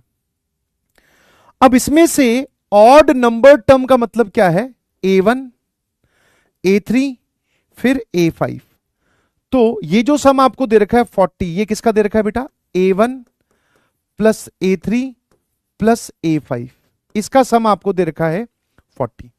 ठीक है, फिर sum of all even number term, मतलब इवन नंबर टर्म कौन सी है सर? A2 A4 A6। तो A2 plus A4 plus A6, ये वाला जो सम है ये आपको दे रखा है 55। ठीक है, and the last terms of an AP exceed the first term by 27। जो लास्ट टर्म है, the last term of AP exceeds the first term by 27, तो जो पहली टर्म है उससे 27 बड़ी है। Exceeds the first term by 27 मतलब एक्सीड द फर्स्ट टर्म, जो पहली टर्म है उसको बढ़ा दो 27 से, तो लास्ट टर्म आती है। अब इन सब कहानियों को देखकर आप मुझे फटाफट k की वैल्यू बता दीजिए। ठीक है, सारी बातें मैंने आपको बताई कि total number of terms even है। एक बात बताओ, अगर total number of terms even है, मान लेते हैं A1 A2 A3 A4 A5 A6, total number of terms even है, तो टोटल टर्म मतलब 2k, अब की बार हमने लिया 6, तो k की वैल्यू आई 3। इसमें से ऑड नंबर टर्म्स कौन सी होंगी? A1, A3, A5। Even number terms कौन सी हो जाएगी? A2, A4, A6। तो जब आपके पास total number of terms even होती हैं तो ऑड नंबर टर्म्स कितनी आई? 3, जिसको आप K बोल सकते हो। इवन नंबर टर्म्स कितनी आई सर? वो भी 3, जिसको आप K बोल सकते हो। तो अगर मैं यहां से पूछूं कि ये वाली टोटल टर्म्स कितनी है, क्योंकि टोटल टर्म्स 2K है, उसमें से आधी ले गए तो K ये बची और आधी ले गए तो सर K ये बची। अब यहां से भी आप कई तरीके से आंसर निकाल सकते हो। आपको ये भी एक AP बन रहा है, A1 पता है, A3 पता है, A5 पता है। यहां पर फॉर्मूला लगाओ, यहां फॉर्मूला लगाओ, A और D मानकर शुरू हो जाओ, आंसर आएगा। बट एक बढ़िया तरीका क्या है, अगर मैं इन दोनों को घटा दूं, जो अभी बताया उससे भी आंसर आता है कि A1 की जगह A लिख दिया, A3 की जगह A+2D लिख दिया, A5 की जगह A+4D लिख दिया। सिमिलरली यहां पर A+D, यहां पर A+3D, यहां पर A+5D, उससे भी आंसर आएगा। और वैसे भी तुम सम ऑफ AP का फॉर्मूला लगा दो ना भाई। इसमें total number of terms K, इसकी पहली टर्म ये रही, कॉमन डिफरेंस 2D। A1 और A3 के बीच का कॉमन डिफरेंस पूछ रहा हूं। इसमें total number of terms K, पहली टर्म ये रही, इसमें भी कॉमन डिफरेंस 2D। तो डायरेक्टली आप आंसर लिख सकते हो। बट अगर आप इन दोनों को घटा देते हो तो जरा देखना कितना बढ़िया आता है। सर ये आ जाएगा -15, 40 minus 55, that is -15। A1 minus A2 आएगा यहां पर A3 माइनस A4 आएगा, यहां पर A5 माइनस A6 आएगा। कितने लोगों को यह समझ में आता है ये -D लिखा हुआ है? क्योंकि अगर A2 माइनस A1 होता तो +D आता। A1 minus A2, this is -D। और -D भी कितनी बार आएगा सर? जितनी नंबर ऑफ टर्म्स है, दैट इज ये वाली चीज। तो आप बोल सकते हो DK इज इक्वल टू 15, है ना? एक रिलेशन ये रहा, एक रिलेशन ये रहा। भाई आ जाओ, ये वाला रिलेशन क्या है? A2K क्या हो जाएगा जल्दी से बताओ? A2K, what is A2K? तो सर वो हो जाएगा, पहली टर्म अगर आप A ले रहे हो, पहली टर्म अगर आप A ले रहे हो तो last term 2Kth term is this, है ना? और A1 that is first term ये रही, और ये वाली टर्म की कितनी वैल्यू आ रही है सर? यहां पे 27 दे रखा है। A से A कैंसिल, इसको अंदर भेजा, that is 2KD minus D बराबर 27। जहां पर KD दिख रहा है वहां पर आप 15 लिख सकते हो। 15 इंटू 2 30 माइनस D बराबर 27। D की वैल्यू 3 आ गई, और अगर D की वैल्यू 3 है तो यहां से K की वैल्यू 5 आ गई सर। और K ही आपसे पूछा था, ठीक है? ऐसे भी कर सकते हो। SMJ आसान कुछ नहीं चल रहा अभी, सिर्फ और सिर्फ हम लोग सॉल्व कर रहे हैं AP के फॉर्मूलाज और GP, मतलब AP वाले फॉर्मूलाज का इस्तेमाल करके डायरेक्टली आंसर। कोई दिक्कत? बहुत बढ़िया। कितने लोग बोलते हैं सर ये वाला सवाल हम खुद सॉल्व कर लेंगे? The number of terms in an AP is even the sum of the odd numbered term, same language. अब देख रहे हो 2025 का सवाल है ये, और ये भी 2025 का ही सवाल था, ठीक है? EDCLR बिल्कुल सही, एकदम सेम लैंग्वेज का, बस डाटा चेंज किया गया है। और sum of all even numbered terms, यहां पर क्या आएगा? Numbered term is 30, the last terms exceed the first term by 21/2, then the number of terms which are integer। ये बढ़िया चीज उसने पूछ ली, कितनी टर्म्स होंगी उस AP की जो इंटीजर्स होंगी, है ना? तो ये वाला जो है आपका डिब्बी नंबर B हो गया। सिमिलर लैंग्वेज के क्वेश्चंस मैं आपको डू इट बाय योरसेल्फ में दे रहा हूं, ठीक है ना? और फिर भी अगर आपसे मान लो कोई क्वेश्चन नहीं सॉल्व हो, क्योंकि बहुत सारे बच्चे हैं जो चाहते हैं कि सर कर लेंगे यार, कुछ लोग बोलते हैं सर आप तो बता दो, हमसे तो नहीं हो रहा। तो अगर आप उस एटीट्यूड में हो कि आप बता दो हमसे नहीं हो रहा, तो मैं तो बता ही दूंगा भाई, मैंने तो बहुत सारे क्वेश्चन ही बताए, बट आपको खुद करना पड़ेगा, तभी तो मजा है, और एकदम एग्जैक्ट सेम। और कितने लोगों ने इसमें ये वाला फॉर्मूला, बिकॉज रफ कॉपी निकाल के रखो, अब कोई फॉर्मूला नया नहीं लिखवा रहा हूं, सिर्फ क्वेश्चन करेंगे हम। सर इन सब पे हम सम ऑफ AP का फॉर्मूला, सम ऑफ AP का फॉर्मूला लगाएं, तब भी यही चीज आ रही है ना? शाबाश। चलिए एक थोड़ा चैलेंजर क्वेश्चन करते हैं जेई मेंस 2023 का, और इसमें मैं आपसे पोल कंडक्ट करवाता हूं क्योंकि इसका आंसर दे नहीं रखा और ये सवाल चैलेंजर भी है। सर इसमें हम नहीं चाह रहे थे पोल कंडक्ट करवाना, मगर ध्यान से देखना चैलेंजर सवाल है और ये निपट जाना चाहिए तेरे हिसाब से। ठीक है, आजा। अब देख इसमें क्या हो रहा है, ध्यान से देखना। Language is again very important, language पहले आराम से देख लो, संभाल लेंगे, बहुत बढ़िया। S1, S2, S3, S10 respectively be the sum of 12 terms of 10 APs। मतलब 10 APs है, उनकी सबकी 12 टर्म्स ली गई हैं। चलिए, तो सर मैं इसको एकदम पूरा रिप्रेजेंट कर देता हूं। AP1, AP2 करते करते कितनी APs हैं बेटा? 10 APs है, और उसमें हर एक AP में कितनी टर्म्स ली हैं? 12 टर्म्स। तो मान लेते हैं कि सर ये है first term, second term, third term और 12 टर्म। इस एपी की पहली टर्म मान लेते हैं B1, B2, B3, कहां तक? B12। ऐसे करते करते सर ABCDEFGHIJ, तो यहां पर आ जाएगा सर J1, J2, J3 करते करते J12। ये 12 एपीज ली, ठीक है, हाँ है ना? 12 एपीज ली, सॉरी 10 एपी ली जिसकी टोटल टर्म्स 12 ली हैं, और इन सब का जो सम है उसको बोल रहा है S1। इन सब के सम को क्या बोल रहा है? S1। इन सब के सम को क्या बोल रहा है? S2। तो सर लैंग्वेज बड़ी खतरनाक है, और इन सब के सम को वो बोल रहा है S10। ठीक है भाई? Whose first term is 1 2 3 dot dot dot 10। Sir ये भी बढ़िया है, first term is dot dot dot 10 तक जा रहा है, तो इसकी पहली टर्म 1 है, इसकी पहली दूसरी टर्म 2 है, फिर 3 करते करते सर 10 तक जा रहा है। ये जानकारी भी दे रखी है। Common difference of the APs is 1 3 5, ऐसे करते करते 19। जो इसका कॉमन डिफरेंस है, आप बोल सकते हो इसका कॉमन डिफरेंस D1 वो है 1, इसका कॉमन डिफरेंस सेकंड एपी का वो है 3, इसका जो कॉमन डिफरेंस है अगले वाली जो एपी आएगी उसका जो कॉमन डिफरेंस होगा वो है 5, और लास्ट वाले का कॉमन डिफरेंस है सर 19। ठीक है, क्या ये बात क्लियर है? हाँ है ना? क्या ये बात क्लियर है? बोलो।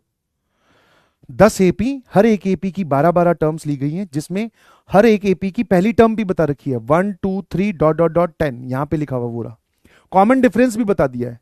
अब मैं आपसे जानना चाहूंगा कि वो पूछ क्या रहा है।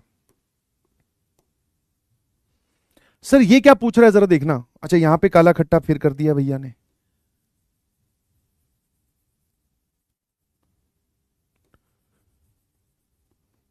सिग्मा की हमारी ऑलरेडी बात हो रखी है, वरना सिग्मा जो है वो इस चैप्टर का खेल है। आई की वैल्यू 1 से लेकर 10 पूछ रहा है, मतलब सर वो एस आई। जब आप इसमें आई की वैल्यू 1 रखोगे ये आ जाएगा S1, आई की वैल्यू 2 रखोगे ये आ जाएगा S2, ये आ जाएगा S3, करते करते सर S10 तक। इन सब का वो सम पूछ रहा है सर, और यही हमारा FNF है। ठीक है भाई? तो मैंने कहा यार ये तो तुम बता सकते हो, इसमें क्या है। एक एपी की कुछ टर्म्स का सम लिखने के लिए आपको किस किस चीज की जरूरत होती है? Number of terms that are 12, पहली term that is 1, common difference that is also 1। सारी चीजें तो पता है आपको। बोलो बोलो बोलो। तो अगर मैं आपसे पूछूं कि व्हाट इज S1, S1 क्या है, तो S1 आप क्या बोलोगे? Total number of terms 12/2, n/2, first term 2 into 1। अच्छा टोटल नंबर ऑफ टर्म्स 12 है, तो एक कम करोगे 11, कॉमन डिफरेंस है 1, ये आएगा S1। यहां से S2 बता दे। सर ये कितना आ जाएगा? टोटल नंबर ऑफ टर्म्स इसमें भी 12 है, पहली टर्म इसकी 2 है, और यहां पर आ जाएगा 11 into common difference that is 3। फिर ऐसे करते करते मुझे S3 भी बता दे। S3 कितना आएगा सर? दैट इज 12/2, 2 इंटू पहली term n-1 that is 11, common difference is 5। करते करते जब आप S10 तक जाओगे तो ये आ जाएगा 12/2 इंटू 2 इंटू इसकी पहली टर्म है 10, फिर n-1 that is 11, common difference है 19। ठीक है, हाँ है ना, इसकी कॉमन डिफरेंस क्या है 19। कितने लोग बोलते हैं कि हाँ सर इसका आंसर हम निकाल ही लेंगे अब तो। अब इन सबका सम पूछा है भाई, इन सबका क्या पूछा है आपसे, सम पूछा है। इन सबका क्या पूछा है उसने, सम पूछा है। जल्दी से बता दे क्या आ रहा है आंसर। अच्छा, सम निकालने का भी एक बढ़िया चीज है, ध्यान से देखना। अगर मैं इन सबको ऐड करूं, ठीक है, तो यहां पर आ जाएगा S1 S2 यहां से लेकर S12 तक। सर इन सभी ब्रैकेट्स के बाहर ब्रैकेट वाइज ऐड कर रहे हैं। एक पूछ रहा है 12 क्यों लिया, 12 इसलिए लिया बिकॉज इसमें टोटल नंबर ऑफ टर्म्स 12 है। अगर मैं इस एपी की सारी टर्म्स का फॉर्मूला पूछूं, सम पूछूं, तो total number of terms are 12। ध्यान से देख, 12 टर्म्स ऑफ 10 एपीस, 12 टर्म्स है 10 एपीस की, तो ये 12 ये 12 ये 12 ये 12 है ना। तो अब इसमें भी लेंथी कुछ नहीं है। अच्छा, इसको कुछ बच्चे ऐसे सोचेंगे कि सर पहले ये सम निकाल लें फिर ये सम फिर ये सम, ऐसा नहीं। ध्यान से देख, सबके ब्रैकेट के बाहर 6 लिखा हुआ है, दिख रहा है सबको। तो जब सबको ऐड करूंगा, जब सबको ऐड करूंगा तो 6 बाहर आ गया,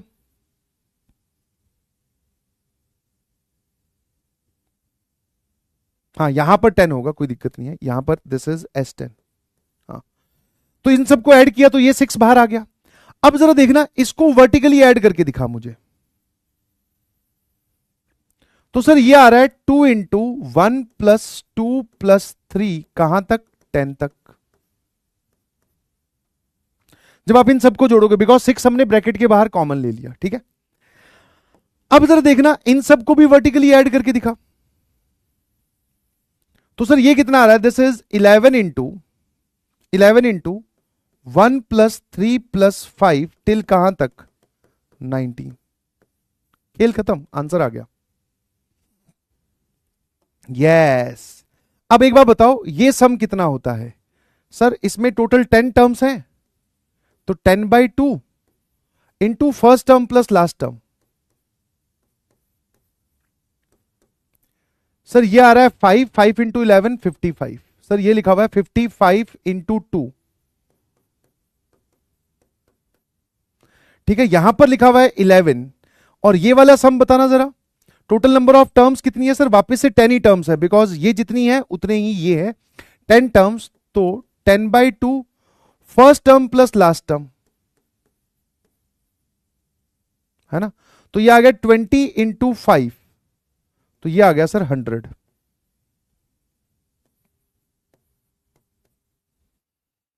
20 इंटू 5 लिखा हुआ है, खत्म। अब सर हमारा आंसर आ गया।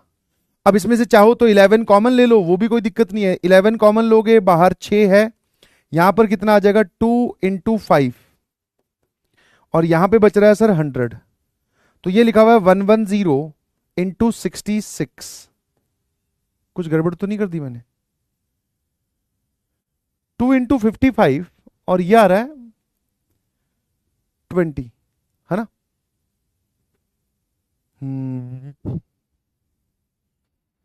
तो 5 इंटू 20 इज 100, बाहर 11 है। मैंने 11 कॉमन लिया, तो यहां बचेगा एक 2, यहां बचेगा 5, यहां बचा 11 कॉमन ले लिया, सिर्फ 100। ये लिखा हुआ है 10, तो 100 और 10 110, और ये 66,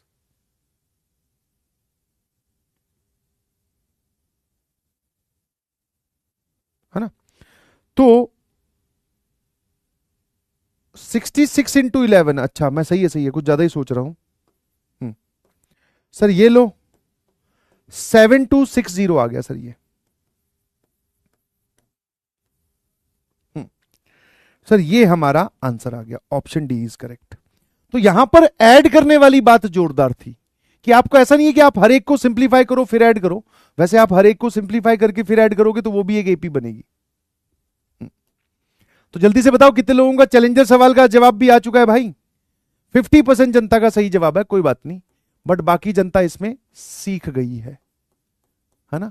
थोड़ा सा मेहनत वाला है, बट जेई तो हमेशा से मेंस हो चाहे एडवांस हो, एडवांस में इससे हल्का सवाल आया है सर, मेंस में इससे भारी आ रहा है, तो मैंने कहा देख वो तो आता ही है, ऐसा तो होता ही है। आ जाइए एक और खतरनाक सवाल सॉल्व करते हैं, ठीक है। इस सवाल की भी लैंग्वेज ध्यान से देखना। इस सवाल की भी लैंग्वेज ध्यान से देखना, ठीक है।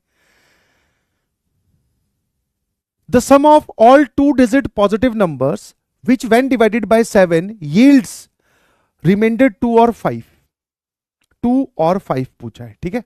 अब मेरी बात ध्यान सुनना, कोई भी नंबर को, किसी भी नंबर को अगर आप 7 से डिवाइड करो तो यहां कुछ क्वेश्चन आएगा, रिमाइंडर आना चाहिए 2, है ना, ठीक है। जैसे फॉर एग्जांपल कोई भी एक 2-digit नंबर, जैसे मान लो आपने 23 लिया, 7 से डिवाइड किया, 7 3 जा 21, रिमाइंडर आ गया सर 2, है ना। तो 23 आप बोल सकते हो सर 2-digit नंबर हो गया, है ना। फिर आप बोल सकते हो 14, सर आप 2-digit नंबर ही क्यों ले रहे हो। मैंने कहा देख ध्यान से, सवाल में उसने 2-digit पॉजिटिव नंबर्स की बात की है, दैट मीन्स वो 10 से बड़े नंबर्स की बात कर रहा है और 99 से छोटे नंबर्स की बात कर रहा है। तो जैसे मान लो आप इस पे गए 14 + 2 16, तो 7 से डिवाइड किया 2, 14 रिमाइंडर, सॉरी 14 घटाया तो रिमाइंडर आ गया 2। तो ऐसे कौन से नंबर्स हैं जिनको 7 से डिवाइड करने पर रिमाइंडर 2 आता है। तो ये सारे numbers which yields remainder 2 when divided by 7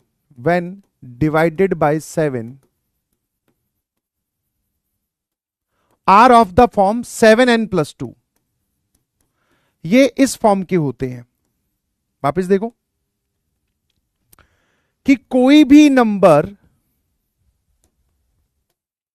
the number which yields remainder 2 when divided by 7, कि कोई भी नंबर है उसको 7 से डिवाइड करने पर कुछ क्वोशिएंट आया, रिमाइंडर आर आया, मान लेते वो नंबर x है, तो x किस प्रकार का होगा, 7 इंटू क्वोशिएंट प्लस रिमाइंडर, आप बोल रहे हो 2 आना चाहिए, तो रिमाइंडर 2।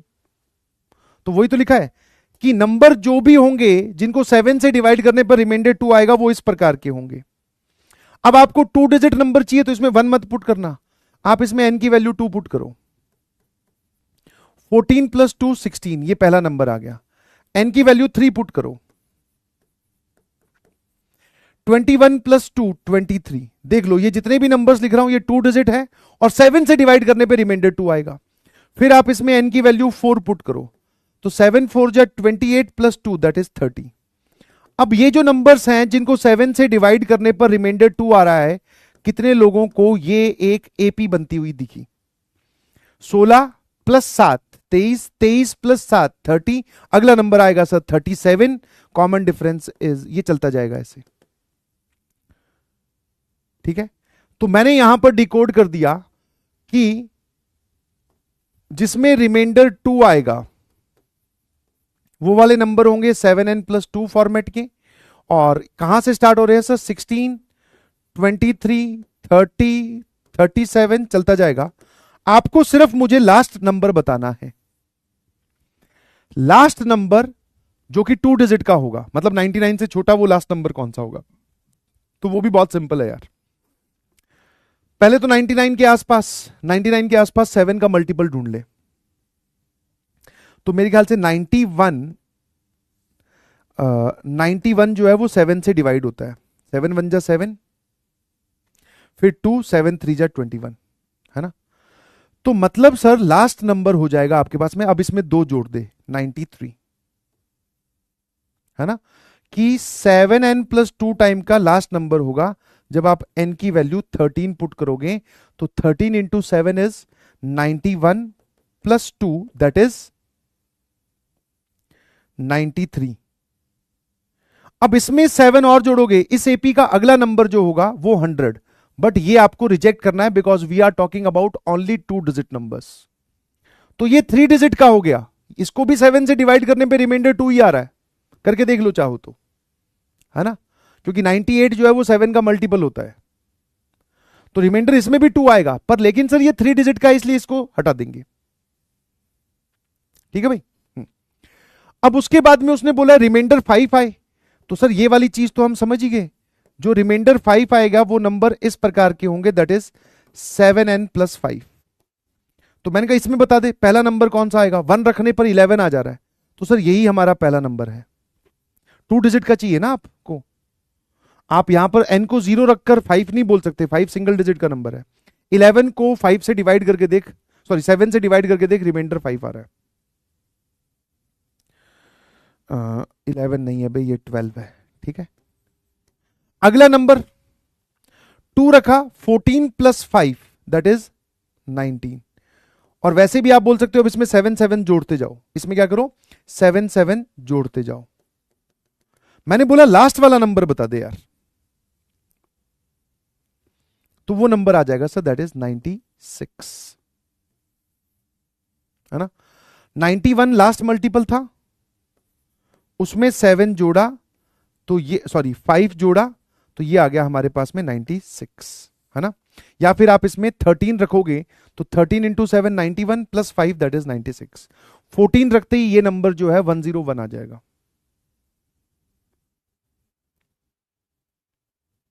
या और आगे चला जाएगा, मतलब ये 3 डिजिट में चला जाएगा। तो अब उसने पूछा है the sum of positive numbers when divided by 7, remainder या तो 2 आए या 5 आए, दोनों में कुछ भी कॉमन है नहीं। अगर मैं इसके सम की बात करूं, इसके सम को मैं x बोल रहा हूं, तो इसका सम आप निकालोगे कैसे सर? इसमें टोटल टर्म्स डिवाइडेड बाय 2 और फर्स्ट और लास्ट तो हमें दिख रहा है दैट इज 16 प्लस 93, ये तो बात बन गई सर। अब मैंने कहा यार टोटल टर्म्स कितना है, तो उसके लिए लास्ट टर्म का फॉर्मूला लगा दे, tn जो कि लास्ट टर्म है वो क्या है a plus n minus 1 into D, और इसमें कॉमन डिफरेंस कितना है 7 का। तो सर ये कितना आ गया 7n, और 16 में से 7 गए तो 9, और ये आ जाएगा 93। यहां से n की वैल्यू बता दो कितनी आ रही है, 12, 84, 84, मतलब सर n की वैल्यू आ रही है 12। तो टोटल नंबर ऑफ टर्म्स कितनी है 12, तो 12/2 16 प्लस 93। क्या ये बात क्लियर है? ये हमारे पास में इनका सम आ गया x। सिमिलरली मान लो इनके सम को अगर मैं y पूछूं, y बोलूं, तो इसमें टोटल टर्म्स कितनी है, लास्ट टर्म बराबर first term plus n minus 1, common difference इसमें भी 7 है, तो 7n प्लस 5 बराबर 96। तो 7n आ गया आपके पास में कितना 91। यहां पर n की वैल्यू है सर 13। तो total number of terms 13, first term plus last term, ये वैल्यू x है, ये वैल्यू y है। आपसे पूछा जा रहा है एफ एन एफ, वो इन सभी नंबर्स का सम पूछ रहा है, मतलब आपसे वो x प्लस वाई पूछ रहा है। बोलो भाई।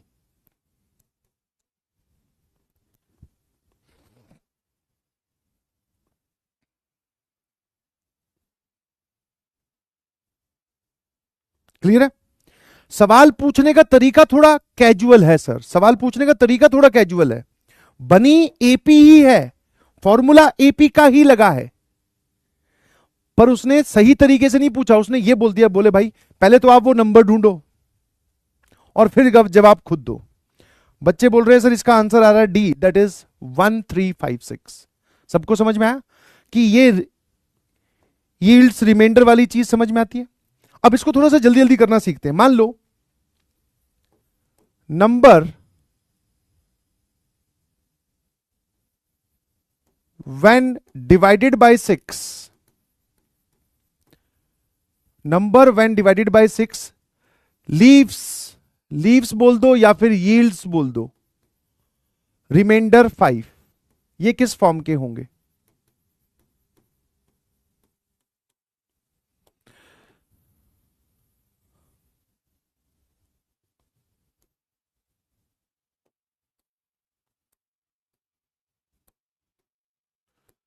हाँ, इस चीज को फटाफट बताओ, ये किस फॉर्म के होंगे? यहां लिखना स्टार्ट करो।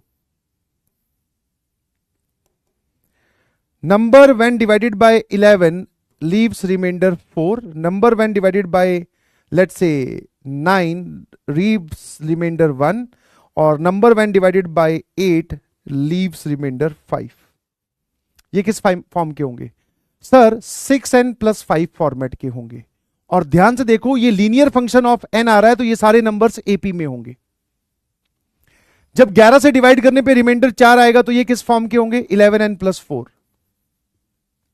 9 से डिवाइड करने पे रिमाइंडर 1 आएगा तो 9n+1। 8 से डिवाइड करने पे रिमाइंडर 5 आएगा तो सर 8n+5। कोई दिक्कत परेशानी नहीं सर। और ये सारी जनरल टर्म ऑफ एपी लिखी हुई है। सर आपको कैसे पता? मैंने कहा इसमें different different values of N डाल के देख, किसी में भी तो जो तेरे को डिफरेंट डिफरेंट नंबर्स मिलने वाले हैं वो सारे एपी में होंगे। क्योंकि हमने लास्ट क्लास में देखा था कि linear function of an AP की टर्म्स होती हैं, और ये सारे लीनियर फंक्शन ऑफ एन लिखे हुए हैं तो ये एपी में ही आएंगे। चेक करके देखो, समझे कि नहीं समझे? ठीक है। टफनेस को थोड़ा और बढ़ाने, ये वाला सवाल तो खुद कर लोगे। Sum of all the terms of an AP which are not divisible by 3। एक बार सोच के देखो फटाफट। आंसर लिखा हुआ वो अलग बात है, बिकॉज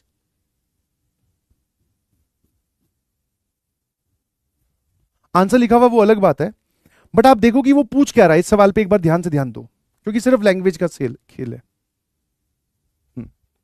जल्दी जल्दी जल्दी, बाकी मैं आपके डाउट देख लेता हूं। कोई लॉजिकल और अच्छा डाउट हो तो बताना जरा।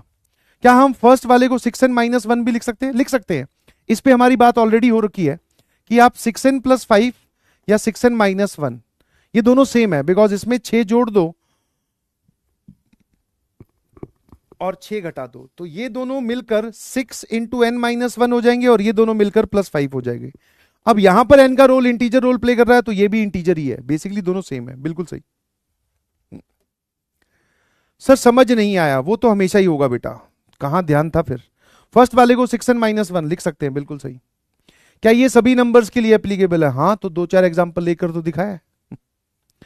सर ये वाला बुक में नहीं है, और भी क्वेश्चन नहीं है बुक में, तो खुद लिखना है भाई, खुद लिखना है। सारे क्वेश्चन बुक में जितने करवा रहा हूं उससे मैं बहुत ज्यादा क्वेश्चंस यहां करवा रहा हूं। इनको शॉर्ट फॉर्म में खुद लिखना है।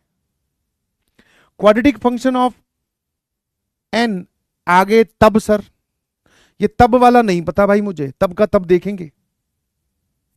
चलिए, sum of all those terms of AP, इस सारी एपी की वो वाली terms which are not divisible by 3, जो 3 से डिविजिबल ना हो, है ना, जो 3 से डिविजिबल ना हो। तो मैंने कहा यार एक बार बता, ये एक एपी लिखी हुई, देखना जरा ध्यान से। पहली टर्म 3, फिर 8, कॉमन डिफरेंस 5-5 का चल रहा है, 8 और 5 13, फिर ये 18, ऐसे करते करते 373, है ना। तो सर इसमें 2 ही वैरायटी होंगी मेरे ख्याल से, टर्म्स डिविजिबल बाय 3 और टर्म्स नॉट डिविजिबल बाय 3, यही वैरायटी होगी।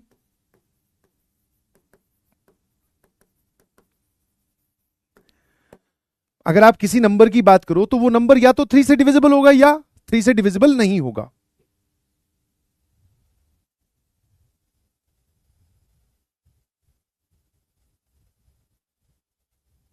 है ना। या तो वो 3 से डिविजिबल होगा या 3 से डिविजिबल नहीं होगा, ध्यान से देखना, ठीक है। तो यहां क्या बोल रहा है?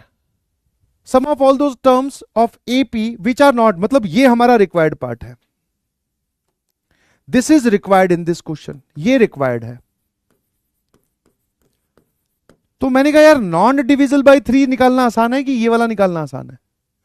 सर एक काम करते हैं, इस एपी की सारी टर्म्स का सम निकाल लेंगे, उसमें से टर्म डिविजिबल बाय 3 वाला सम घटा देंगे, तो जो बचेगा पीछे,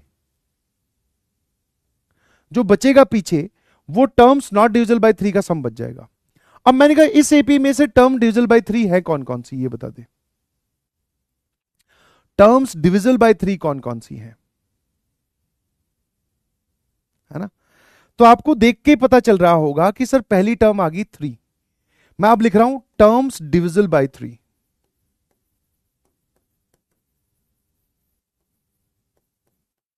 इस एपी में से 3 आ गया, इसके अंदर 6 है ही नहीं, तो 6 आप यहां लिख भी मत देना, ठीक है।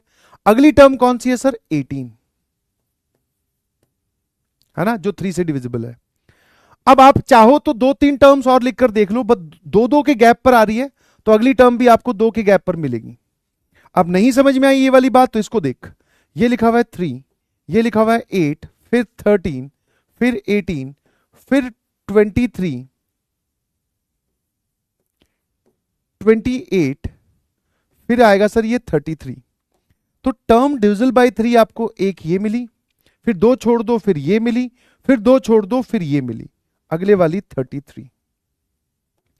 अब आप चाहो तो इसमें भी देख सकते हो, क्योंकि 2-2 के गैप पर उठाई गई टर्म्स खुद एपी में होती हैं।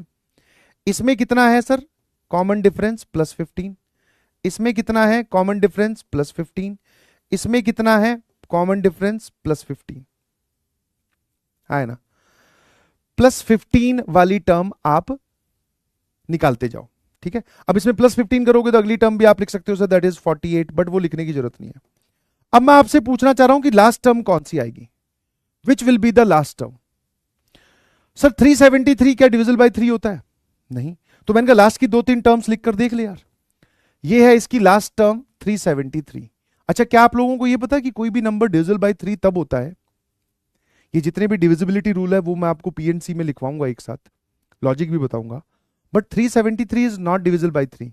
किसी भी नंबर को चेक करना हो कि नंबर 3 से डिविजिबल है कि नहीं, उसके सारे नंबर्स का सम करके देखो, सारे डिजिट्स का सम करके देखो, अगर वो जो नंबर आया वो अगर 3 से डिविजिबल है तो that number is divisible by 3। यहां पर सारे डिजिट्स का सम आ रहा है 13, 6 plus 6, sorry 3 plus 3 6, 6 plus 7 13, 13 is not divisible by 3। एक कम कर दें, 372, सॉरी एक कम मत कर भाई, इससे पहले वाली टर्म इससे कितना पीछे होगी सर, इसमें से 5 कम करो, क्योंकि ये जो एपी है, ये जो एपी है, यहां जो टर्म लिखी होगी वो इससे 5 कम, क्योंकि इस तरफ जाते वक्त आप 5 जोड़ रहे हो तो इस तरफ आते वक्त आप 5 घटाओ। तो यहां पर हम क्या लिखेंगे सर, हम लिख देंगे दैट इज 368। फिर मैंने पूछा कि क्या ये नंबर 3 से डिविजिबल है पूरा, तो सर ये कितना आ रहा है 9, 9 प्लस 8 होता है 17, 17 इज नॉट डिविजिबल बाय 3, तो ये भी नहीं है। अब इससे और 5 कम घटा, तो जैसे ही आपने यहां इसमें से और 5 कम किया, ये आ जाएगा 363। हाँ सर, ये वाला जो नंबर है दिस इज डिविजिबल बाय 3। कैसे? क्योंकि इसके सारे नंबर्स का सम आ रहा है, सारे डिजिट्स का सम आ रहा है 12, तो लास्ट नंबर आपको मिल गया 363। ठीक है, तो भैया ये भी एक एपी है ना, ठीक है। अब मान लेते हैं, ध्यान सुनना, कि इन सब का जो सम है, इन सब का सम आता है मान लो x, ठीक है।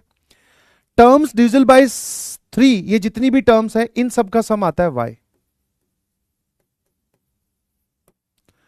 तो जो आपसे पूछा है that is required part, required answer जिसको आप बोलते हो FNF, सारी टर्म्स के सम में से टर्म्स डिविजिबल बाय 3 अगर हम घटा दें, that is x minus Y कर दें, तो यही हमारा FNF है। तो भाई ये भी एक एपी है और ये भी एक एपी है। एक एपी की कुछ टर्म्स के सम में से दूसरी एपी के कुछ टर्म्स का सम घटाना है, तो आपको ये वाली चीज मिल जाएगी। Answer is this, now it is do it by yourself. अब सिर्फ इसमें 10% काम बचा है, दैट इज कैलकुलेशन वाला। मेरे साथ साथ अगर आपने इस सवाल को यहीं छोड़ दिया तो आप अपनी कैलकुलेशन को उस वक्त जहां पर सबसे ज्यादा जरूरत होगी पेपर के अंदर, तो बिल्कुल ही भूल जाओ, बिल्कुल मदद नहीं करेगी आपकी कैलकुलेशन आपके लिए। ठीक है, हाँ ना, SMJ लिखकर भेजें। आज होमवर्क बहुत मिलने वाला, ध्यान रखना।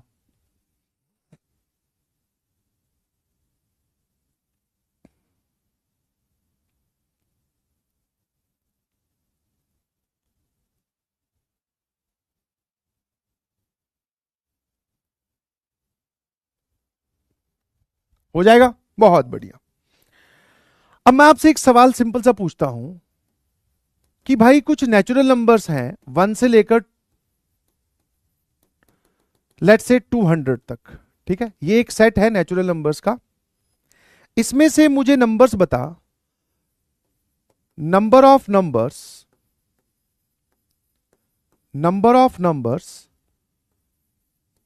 मल्टीपल ऑफ 2, मल्टीपल ऑफ 2 और 3 बट नॉट बोथ।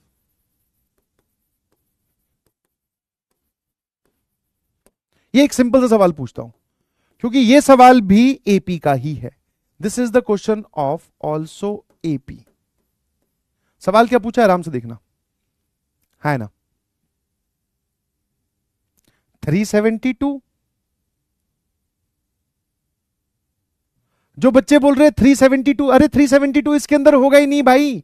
यहां एक एपी लिखी हुई है जिसका कॉमन डिफरेंस 5 है, तो इससे पहले वाली टर्म क्या 372 होगी? कॉमन डिफरेंस घटा तो सही, 5 इसमें से घटाएगा तो यही तो आएगी अगली टर्म 368। कुछ लोग बोल रहे 372 आएगा। तुम सिर्फ एक चीज सोच रहे हो कि 372 इज डिविजिबल बाय 3। अरे वो इस एपी में होना भी तो चाहिए, ध्यान से सोच। ठीक है, अब इस प्रकार के सवालों का एक बार मुझे आप फटाफट जवाब दे दीजिए कि सर ऐसे प्रकार के क्वेश्चंस कैसे करते हैं। वो बोल रहे थे numbers which are multiples of 2, तो मल्टीपल्स ऑफ 2 मैं जानता हूं, मैं लिख सकता हूं। मल्टीपल्स ऑफ 2 कौन कौन से हैं सर इस सेट के अंदर? यहां से शुरू होगा 2 4 6 8 करते करते कहां तक? Last number is also a multiple of 2। फिर मैं आपसे पूछूं मल्टीपल्स ऑफ 3, तो मल्टीपल्स ऑफ 3 कौन कौन से होंगे सर? पहला नंबर जो मल्टीपल ऑफ 3 है दैट इज 3, फिर 6, फिर 9, फिर 12, करते करते लास्ट नंबर कौन सा होगा जो मल्टीपल ऑफ 3 होगा? दैट इज 198, क्योंकि यही वो नंबर है जो 3 से डिविजिबल है। सारे नंबर्स या सारे डिजिट्स का सम जो है वो 3 से डिविजिबल आ रहा है, तो ये नंबर 3 से डिविजिबल है। 200 3 से डिविजिबल है नहीं। This is the last term. अब उसने बोला है, मान लेते हैं कि मल्टीपल्स ऑफ 2 इस सेट में, इस सेट को मैं ए बोल रहा हूं, और मल्टीपल्स ऑफ 3 इस सेट को मैं बी बोल रहा हूं। आपसे क्या पूछा है? 2 और 3, मतलब आपसे वो सवाल ये पूछ रहा है the number of elements in A union B. इन दोनों के यूनियन में या तो 2 का मल्टीपल चलेगा या 3 का मल्टीपल चलेगा, बट दोनों का मल्टीपल नहीं होना चाहिए। तो एक बच्चा इसके टोटल नंबर ऑफ नंबर्स गिनकर और इसके टोटल नंबर ऑफ नंबर्स गिनकर मुझे ऐड करके बता देता है। मतलब उसने क्या किया कि अगर आपने हमसे ए यूनियन बी और लगा हुआ है ना, that means the sign of union, तो 2 वाले सेट ए में 2 वाले मल्टीपल्स ले लिए, सेट बी में 3 वाले मल्टीपल्स ले लिए। 2 और 3 पूछ रहे हो, ए यूनियन बी पूछ रहे हो, तो वो मुझे सिर्फ जवाब इतना ही दे रहा है। अब नाउ इतना ही जवाब सही है या फिर फाइनल आंसर जाना चाहिए सर ये? तो जो लोग सिर्फ इतना जवाब देते हैं तो उन्होंने ओवर काउंटिंग कर ली, उन्होंने कुछ एलिमेंट्स को 2-2 बार गिन लिया, जो कि आपको दिख भी रहा है कि आपने इसमें गिन लिया 6 और इसमें भी गिन लिया 6। फटाफट मुझे बताओ कि नंबर ऑफ एलिमेंट्स सेट ए में कितने हैं? सर वो है 100। और सेट बी में कितने एलिमेंट्स हैं? तो सर 198 डिवाइडेड बाई 3, या फिर वही लास्ट टर्म tn बराबर first term plus n minus 1 into common difference that is 3। तो 3n बराबर 198, तो n की वैल्यू आ जाएगी सर 6 3 जा 18, और ये कितना आ जाएगा सर वापस से 66। तो जब मैं पूछता हूं कि ऐसे कितने नंबर्स हैं जो 2 या 3 के मल्टीपल्स हैं, है ना, और अगर मान लो मैं ये सवाल हटा भी दूं, अभी सिर्फ सवाल ये है the number of numbers which are the multiples of 2 और 3, तो क्या तुम मुझे अपना आंसर ये दोगे कि सर इन दोनों का सम कर दो that is 166? This is absolutely wrong. कारण क्या है? क्योंकि आपने एक नंबर को 2-2 बार गिन लिया। आपने एक नंबर को 2-2 बार गिन लिया। आप यहां पर भी इस सेट में भी 6 को काउंट कर रहे हो और इस सेट में भी 6 को काउंट कर रहे हो। आप इस सेट में भी 12 को काउंट करोगे, इसमें भी 12 को काउंट करोगे। 2-2 बार थोड़ी गिनोगे भाई। क्या इसमें 12 2-2 बार थोड़ी है? नहीं सर। तो एक्चुअल आंसर क्या आएगा? 100 एलिमेंट्स यहां, 66 एलिमेंट्स यहां। अब इनके इंटरसेक्शन में मतलब कॉमन एलिमेंट्स कौन से हैं? दैट इज मल्टीपल ऑफ 6, वो वाले लोग जो आपने दोनों जगह गिन लिए। तो सर ये कितने आ गए? 6 12 18, ये वो लोग हैं जो आप दोनों जगह गिन रहे हो, और लास्ट नंबर होगा मल्टीपल ऑफ 6 दैट इज 198। ये 6 से डिविजिबल है, चेक कर लीजिए, है ना। 33 इंटू 6 इज 198। तो ये वाले सर टोटल ये वाले कितने एलिमेंट्स आ जाएंगे जो 2 के भी मल्टीपल हैं एंड 3 के भी मल्टीपल है, मतलब वो 6 के मल्टीपल्स हैं। That is A intersection B में आप बोल सकते हो 33 एलिमेंट्स आएंगे सर। इसमें सर आपने नंबर ऑफ एलिमेंट्स कैसे निकाल लिए? अरे मैंने कहा लास्ट टर्म बराबर first term plus n minus one into D, TN का फॉर्मूला लगाया है यार। बोले सर ठीक है, तो अपना एक्चुअल आंसर विल बी ये वाला। तो इसमें फाइनल आंसर आएगा 133 इस सवाल का। तो क्या ये बात क्लियर है? अब इसी का ही अगर मैं एक और सवाल बना दूं जो मैंने पहले लिखा हुआ था, बट नॉट बोथ। अब सवाल का जवाब बता दो भाई।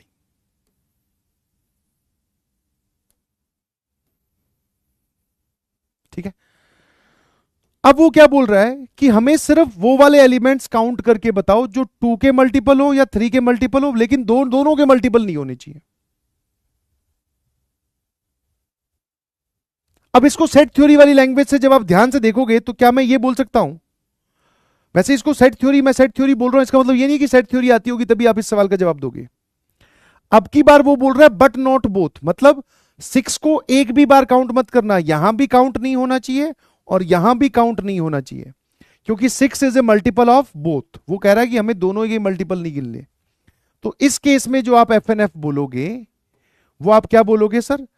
3 के मल्टीपल्स, सॉरी 2 के मल्टीपल्स दैट आर 100, 3 के मल्टीपल्स दैट आर 66, माइनस जो इनके कॉमन मल्टीपल्स है जो आपने यहां भी गिने हैं और यहां भी गिने हैं, दोनों जगह से हटाने हैं, तो दोनों बार सब्ट्रैक्ट करो। या फिर आप इसको ऐसे भी बोल सकते हो कि 2 के मल्टीपल्स में से 2 के मल्टीपल्स में से 6 के मल्टीपल्स हटा दिए, ठीक है, दैट इज 33। तो यहां पर सिर्फ 2 के मल्टीपल्स बचे। फिर आप क्या बोलोगे सर? 3 के मल्टीपल, यहां पर ध्यान से देखना प्लीज, यहां पर आप क्या बोलोगे सर? दैट इज 3 के मल्टीपल्स में से भी 6 के मल्टीपल घटा दिए। तो इस बार क्या हुआ? 100 प्लस 66 माइनस 2 टाइम्स 33। अब की बार 2 बार क्यों घटाया जा रहा है? क्योंकि ना ये नंबर यहां गिनना चाहिए ना ये नंबर यहां गिना जाना चाहिए। तो सर ये हमारे पास में आ जाएंगे सिर्फ और सिर्फ 100। पिछली बार उसने बोला था 2 और 3, मतलब ये नंबर आपने एक ही बार क्यों सब्ट्रैक्ट किए? क्योंकि ये 2 बार गिने जा रहे थे, तो एक बार आपको गिनने हैं, क्योंकि एक बार तो इनकी काउंटिंग चलेगी। बताओ भाई, कोई भी बात परेशान कर रही है तो आप पूछ सकते हैं।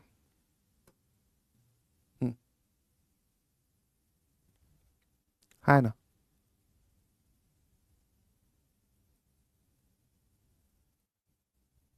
ठीक है, ये बात समझ में आना ना, क्योंकि इसमें तो 6 वाले चल जाएंगे, इसमें तो हमें नेचुरली घटाने होते हैं।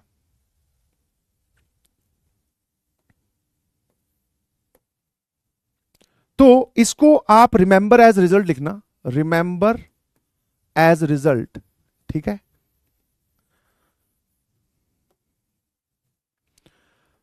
That is number of numbers, फटाफट मेरे साथ लिखो, that are multiple of, number of numbers that are multiples of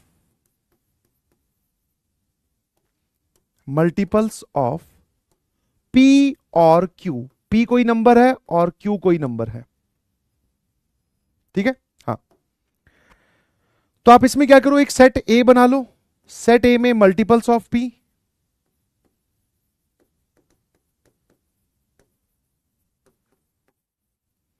set B बना लो जिसमें मल्टीपल्स ऑफ Q,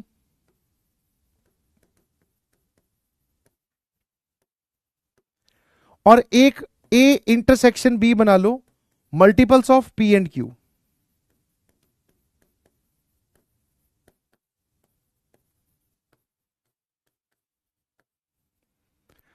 तो अगर वो कभी आपसे पूछता है the number of numbers which are multiple of P और Q, तो इसका आंसर आप दोगे ये वाला, कि number of elements in set A plus number of elements in set B minus number of elements in A intersection B।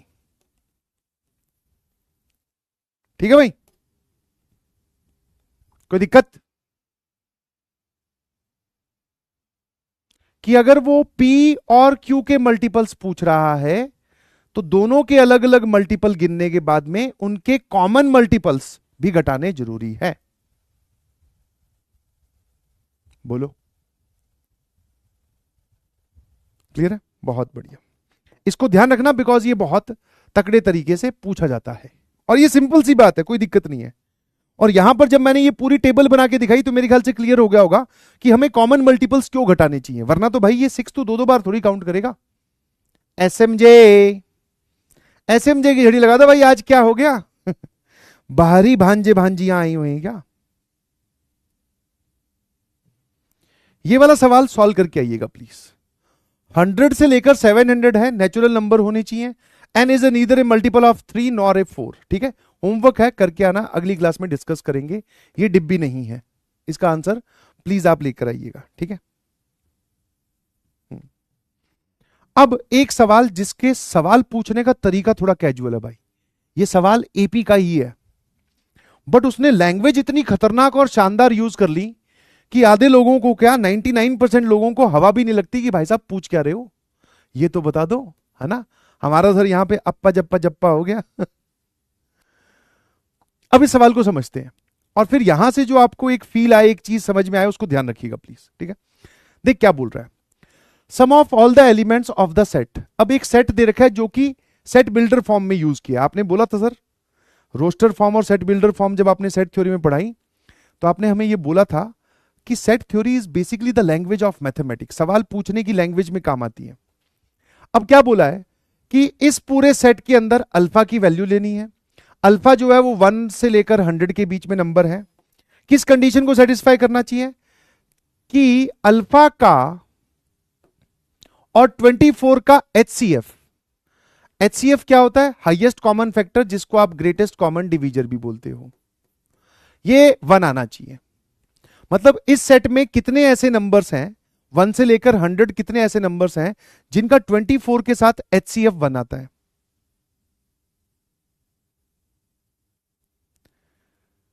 ना, जिनका 24 के साथ एचसीएफ 1 आता है। वो जितने भी नंबर्स निकल गए उनका सम पूछ रहा है वो। ठीक है, सवाल ये वापस एक बार रिपीट करता हूं, 1 से लेकर 100 तक कितने ऐसी नंबर्स हैं जिनका 24 के साथ एचसीएफ 1 आता है, और वो जितने भी नंबर्स निकल गए उन सबका सम बताना।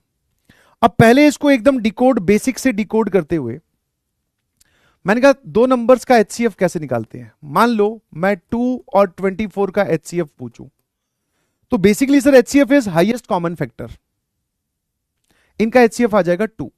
और कैसे करते हैं सर? 24 की प्राइम फैक्टराइजेशन दैट इज 2 की पावर 3 इंटू 3 की पावर 1, और इसकी प्राइम फैक्टराइजेशन दैट इज 2 की पावर 1।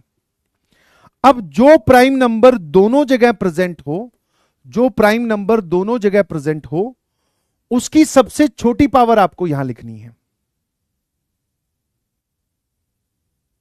जैसे यहां पर 2 दोनों जगह प्रेजेंट है तो 2 इज द एचसीएफ, है ना। बेसिकली एचसीएफ क्या है सर? वो वाला नंबर, वो सबसे बड़ा नंबर जिसकी टेबल में ये दोनों आते हो। और देखो, अगर मैं आपसे जीसीडी पूछूं that is also the same thing. मैं आपसे 8 और 24 का जीसीडी मतलब एचसीएफ, तो दोनों की प्राइम फैक्टराइजेशन कीजिएगा। इसकी प्राइम फैक्टराइजेशन 2 की पावर 3 और इसकी प्राइम फैक्टराइजेशन 2 की पावर 3 इंटू 3 की पावर 1। अब एक प्राइम नंबर दोनों जगह प्रेजेंट है, उसकी सबसे छोटी पावर कितनी कॉमन है? दैट इज 2 की पावर 3। तो इसका जीसीडी कितना आ गया या एचसीएफ कितना आ गया? 8। और देख भाई, एचसीएफ ऑफ 9 एंड 24, सर इसकी प्राइम फैक्टराइजेशन है 3 की पावर 2, इसकी प्राइम फैक्टराइजेशन है 2 की पावर 3 इंटू 3 की पावर 1। अब की बार दोनों जगह कॉमन जो प्राइम फैक्टर प्रेजेंट है वो है 3, और इसकी सबसे छोटी पावर कॉमन है 3 की पावर 1।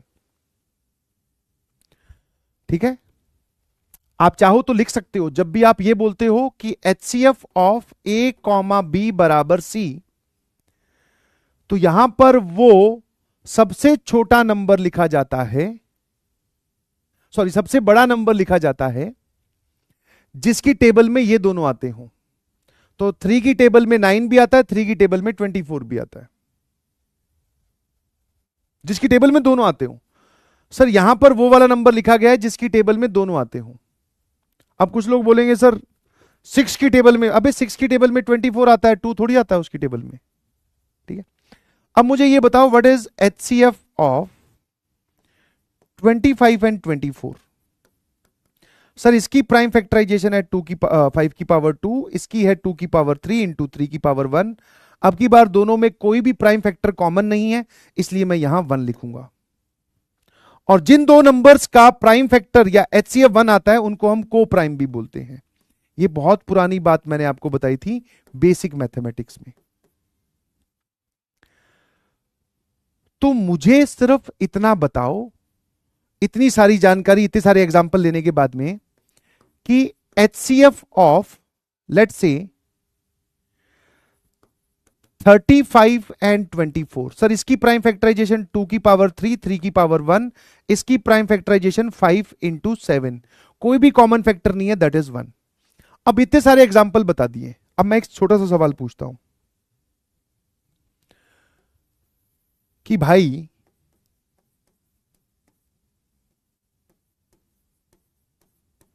24 का HCF किसके साथ लूं कि आंसर 1 आए? 24 का HCF किसके साथ लूं कि आंसर 1 आए? तो सिंपल सा जवाब समझ में आना चाहिए कि सर यहां जो नंबर होगा या जो अल्फा होगा,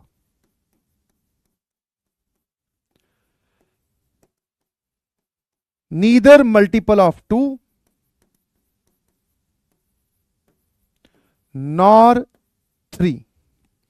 ना ही 2 का मल्टीपल यहां रखना और ना ही 3 का मल्टीपल रखना, क्योंकि अगर 2 और 3 का मल्टीपल हुआ तो उनकी प्राइम फैक्टराइजेशन में 2 और 3 बैठे होंगे, तो HCF 1 नहीं आएगा, 2 और 3 में से कुछ आ जाएगा।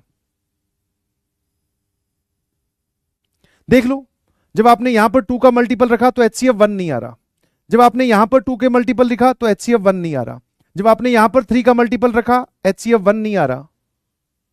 2 और 3 दोनों का मल्टीपल रख दोगे, दैट मींस लेट्स से 12 रख दोगे, 12 और 24, तो सर इसकी प्राइम फैक्टराइजेशन होती है 2 की पावर 2 इंटू 3 की पावर 1, दिस इज 2 की पावर 3 इंटू 3 की पावर 1। अब की बार 2 कॉमन है दोनों जगह, सबसे छोटी पावर कॉमन, दैट इज 2 की पावर 2, 3 कॉमन है दोनों जगह, सबसे छोटी पावर, दैट इज दिस। तो HCF आ गया सर 12। तो हमें तो 1 चाहिए, तो 1 चाहिए तो यहां पर कौन से नंबर रखें? ना ही 2 के मल्टीपल ना ही 3 के मल्टीपल्स। डिकोड किया मैंने क्वेश्चन को और बहुत बेसिक से समझाया भाई, इससे ज्यादा बेसिक से और कुछ नहीं होता है। समझ गए कि नहीं समझे?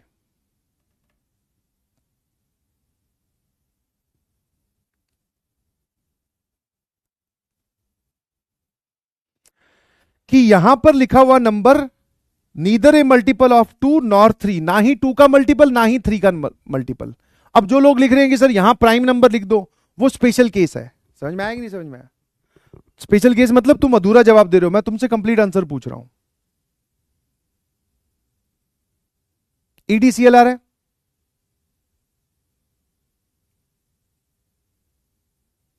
जो बच्चे ये बोल रहे हैं सर यहां पे प्राइम नंबर रख दो, मतलब यहां 11 रख दो, ठीक है 11 का 24 के साथ HCF 1 आएगा, बट क्या सिर्फ 11 या प्राइम नंबर ही ऐसे नंबर्स है? मुझे कंप्लीट आंसर चाहिए। तूने एक भी नंबर को छोड़ा और तूने काउंट कम बताया तो तेरा आंसर गलत हो गया, तुझे -1 मिलेगा। कंप्लीट आंसर चाहिए, तो कंप्लीट आंसर है ये, neither A multiple of 2 nor a multiple of 3। बहुत बढ़िया। अब सर फिर इस सवाल में करें क्या, ये बताओ। मैंने कहा आ जाओ, ये तो सिंपल क्वेश्चन बन गया यार। 1 से लेकर 100,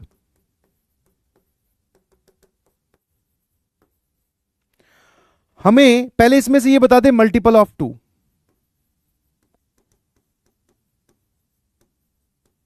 मल्टीपल ऑफ 2 आएंगे सर 2 4 6 करते करते 100 तक, ये टोटल हमारे पास में 50 होंगे,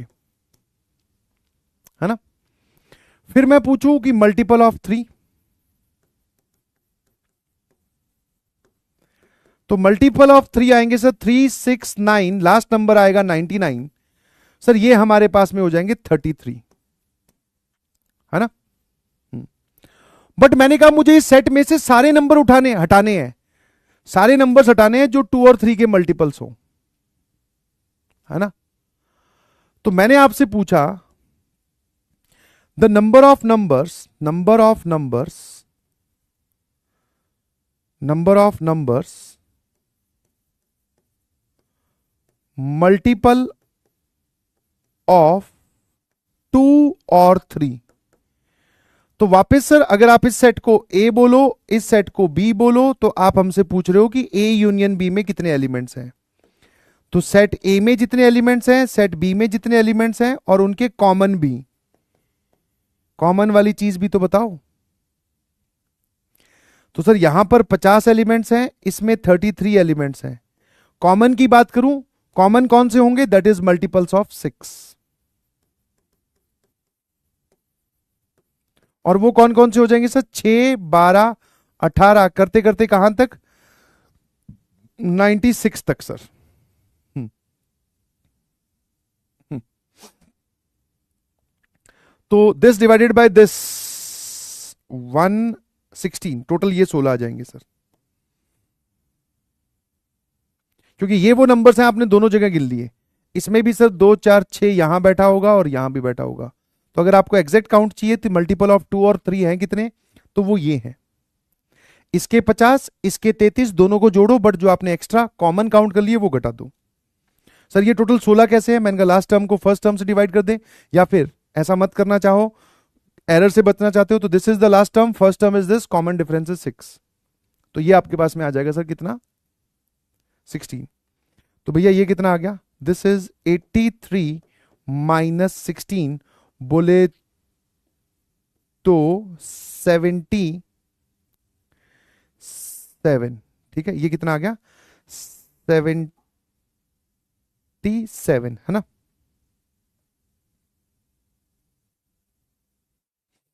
सेवेंटी सेवन नहीं भाई, 67 है ना? ये आया 7, 7 में से 1 गया 6, बिल्कुल सही। यहां तक क्लियर है? अब मुझे आंसर बताओ, क्योंकि उसमें सम भी पूछा है।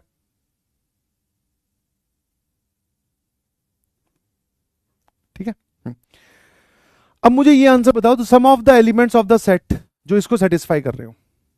अगर मैं इसमें सवाल पूछ लेता आपसे कि कितने एलिमेंट सेटिस्फाई कर रहे हैं, ये सम ऑफ ना पूछकर, अगर ये सम ऑफ ना पूछकर नंबर ऑफ एलिमेंट्स पूछता, तो बहुत सिंपल सवाल हो जाता कि सर टोटल हमें 100 एलिमेंट्स आपने दिए, उसमें से 67 हटा दो।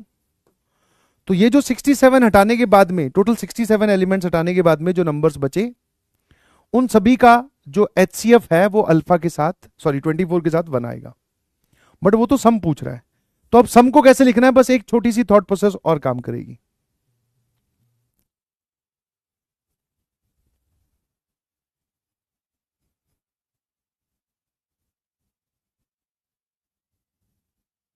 नंबर ऑफ नंबर्स होते वो तो तुम 33 बोल रहे हो, बहुत बढ़िया, पर सवाल ये नहीं है, उन 33 एलिमेंट्स का सम चाहिए।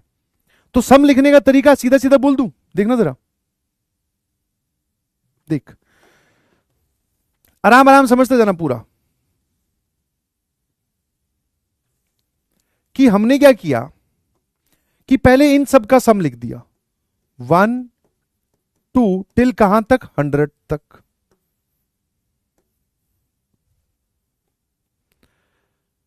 ठीक है, आराम आराम से, क्योंकि हमसे वो सम ऑफ ऑल द एलिमेंट्स पूछ रहा है, वो जो 33 एलिमेंट्स है उनका सम। अब वो 33 एलिमेंट कौन से सर हमें नहीं पता, बट हम उसका सम देखना जरा कैसे लिख रहे हैं। इसके सारे एलिमेंट्स का सम माइनस 2 वाले एलिमेंट्स का सम।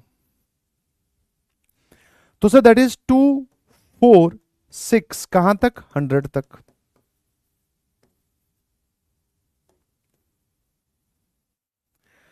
फिर इसी में से ही 3 वाले एलिमेंट्स का भी सम, 3, 6 कहां तक? 99 तक। आपने जब इसमें से ये एलिमेंट हटाए और इसमें से जब ये एलिमेंट हटाए, तो कुछ एलिमेंट्स आपने ज्यादा हटा दिए। या फिर एक सिंपल सी चीज, हाँ ज्यादा लोड मत लो, इसमें से ये हो गया sum of all the elements, sum of all the elements, sum of multiples of 2 और 3।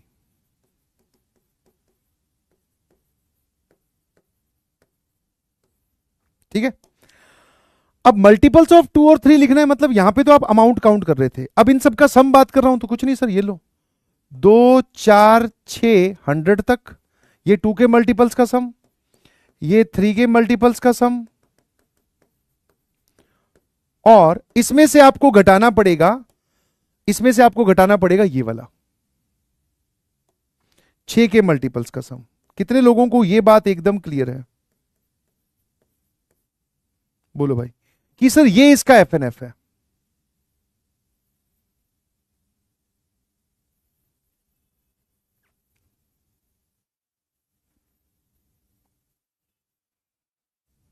बोलो, this is our FNF. Clear होता है कि अगर मैं आपसे पूछता कि सारे एलिमेंट 100 हैं, उन सब का सम ये रहा, इसमें से 2 का 3 का, बट इन दोनों में जो कॉमन है वो पहले ही यहां सब्ट्रैक्ट कर दिए, ये वाला आंसर। अब इसका आंसर क्या आ रहा है, मेरे ख्याल से आप सभी लोग बहुत आसानी से बता सकते हो। क्या आ रहा है?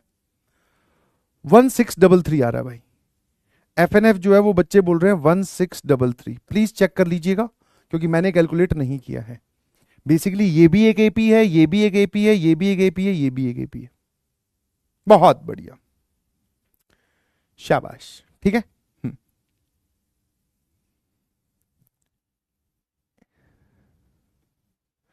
ये वाला सवाल भी करके आना, होमवर्क दे रखा है, मैच करवाना अपने आंसर को, ठीक है। बहुत हाई लेवल सवाल हमने किए हैं आज वाली क्लास में, घबराने की बिल्कुल जरूरत नहीं है। एक क्वेश्चन और, जब भी आपको मल्टीपल वेरिएबल में एक्सप्रेशन दिखाई दे तो इसमें आपको क्या करना है, कंप्लीट परफेक्ट स्क्वायर। अगली क्लास में डिस्कस करेंगे। जो डिब्बी हैं वो डिस्कस नहीं होंगे, सिर्फ होमवर्क वाले। अब सिंस मैंने आपको बोला था कि ये चैप्टर क्लास 11th का सबसे इंपॉर्टेंट चैप्टर है, तो इसमें सर ऑब्वियसली हमें किस प्रकार की मेहनत करनी पड़ेगी। ऐसा नहीं है कि हमने बाकी चैप्टर्स में मेहनत नहीं की, आप किसी भी चैप्टर के किसी भी अमाउंट में मैंने जो क्वेश्चन करवाए एक बार देख लीजिए कि वो कितने हैं, और बाकी कहीं से भी कंपेयर कर लीजिए, चाहे किसी दूसरे सब्जेक्ट से, चाहे किसी और के मैथ्स के नोट से, ठीक है। Level of questions and amount of questions. But sir इसमें भी हमें हाई मैग्नीट्यूड प्रैक्टिस करनी है, ताकि अब देखो बन तो एपी रही है यार, बन तो एपी ही रही है, बट कैसे बन रही है, लैंग्वेज वहां तक कैसे पहुंचा रही है आपको, दैट इज इंपॉर्टेंट। तो प्रॉमिस मी कि आप हर क्वेश्चन को ट्राई करेंगे, और जिस जिस डिब्बी में आपको दिक्कत आएगी उसका सॉल्यूशन मैं आप तक पहुंचा दूंगा, ठीक है भाई। तो यहां से स्टार्ट हो रही है कहानी। डिब्बी नंबर 1, डिब्बी नंबर 2, डिब्बी नंबर 3। क्वाड्रेटिक और सीक्वेंस एंड सीरीज का मिक्स्ड क्वेश्चन है, जेई मेंस में पूछा गया है 2025 के, आंसर्स भी लिखे हुए हैं। डिब्बी नंबर 4, S40 S12 ये पूछा, ऐसा सवाल किया था। डिब्बी नंबर 5, डिब्बी नंबर 6, ठीक है। फिर डिब्बी नंबर 7, डिब्बी नंबर 8, आराम से सॉल्व करना, आराम आराम से। फिर 9, फिर 10। तो डिब्बी नंबर 10 तक बहुत है एक बार, ठीक है, 10 तक बहुत है, आराम सॉल्व करेंगे। और जैसा कि मैं हर बार प्रॉमिस करता हूं, प्रैक्टिस की कमी नहीं होने दी, इसीलिए तो मैं सॉलिडली और प्राउडली बोल पाता हूं कि भाई नोट्स कर ले, डिब्बी कर ले, कहीं और जाने की जरूरत ही नहीं है, ठीक है। करिएगा जरूर, आसान आसान क्वेश्चंस हैं, यू विल फील कि अपने अब तक नाम के सिर्फ 2 फॉर्मूले पड़े हैं, उसी के बेसिस पे बहुत सारे क्वेश्चन यहां पे सॉल्व हो जा रहे हैं, ठीक है जी। चलिए आज के लिए इतना बहुत है, मेरी अभी अगली क्लास है 6 बजे, तो थैंक यू सो मच। और एक लेक्चर रिकॉर्डेड आपको डाला गया है, लेक्चर क्वाड्रेटिक का है, लेक्चर नंबर 14, देख लीजिएगा। उसमें भी जोरदार जोरदार क्वेश्चन, हैवी सवाल पॉलिनोमियल वाले, और उसके जो डिब्बी हैं उनकी डिस्कशन वीडियो भी आप तक पहुंचने वाले हैं, ठीक है। Thank you so much, bye bye, love you all.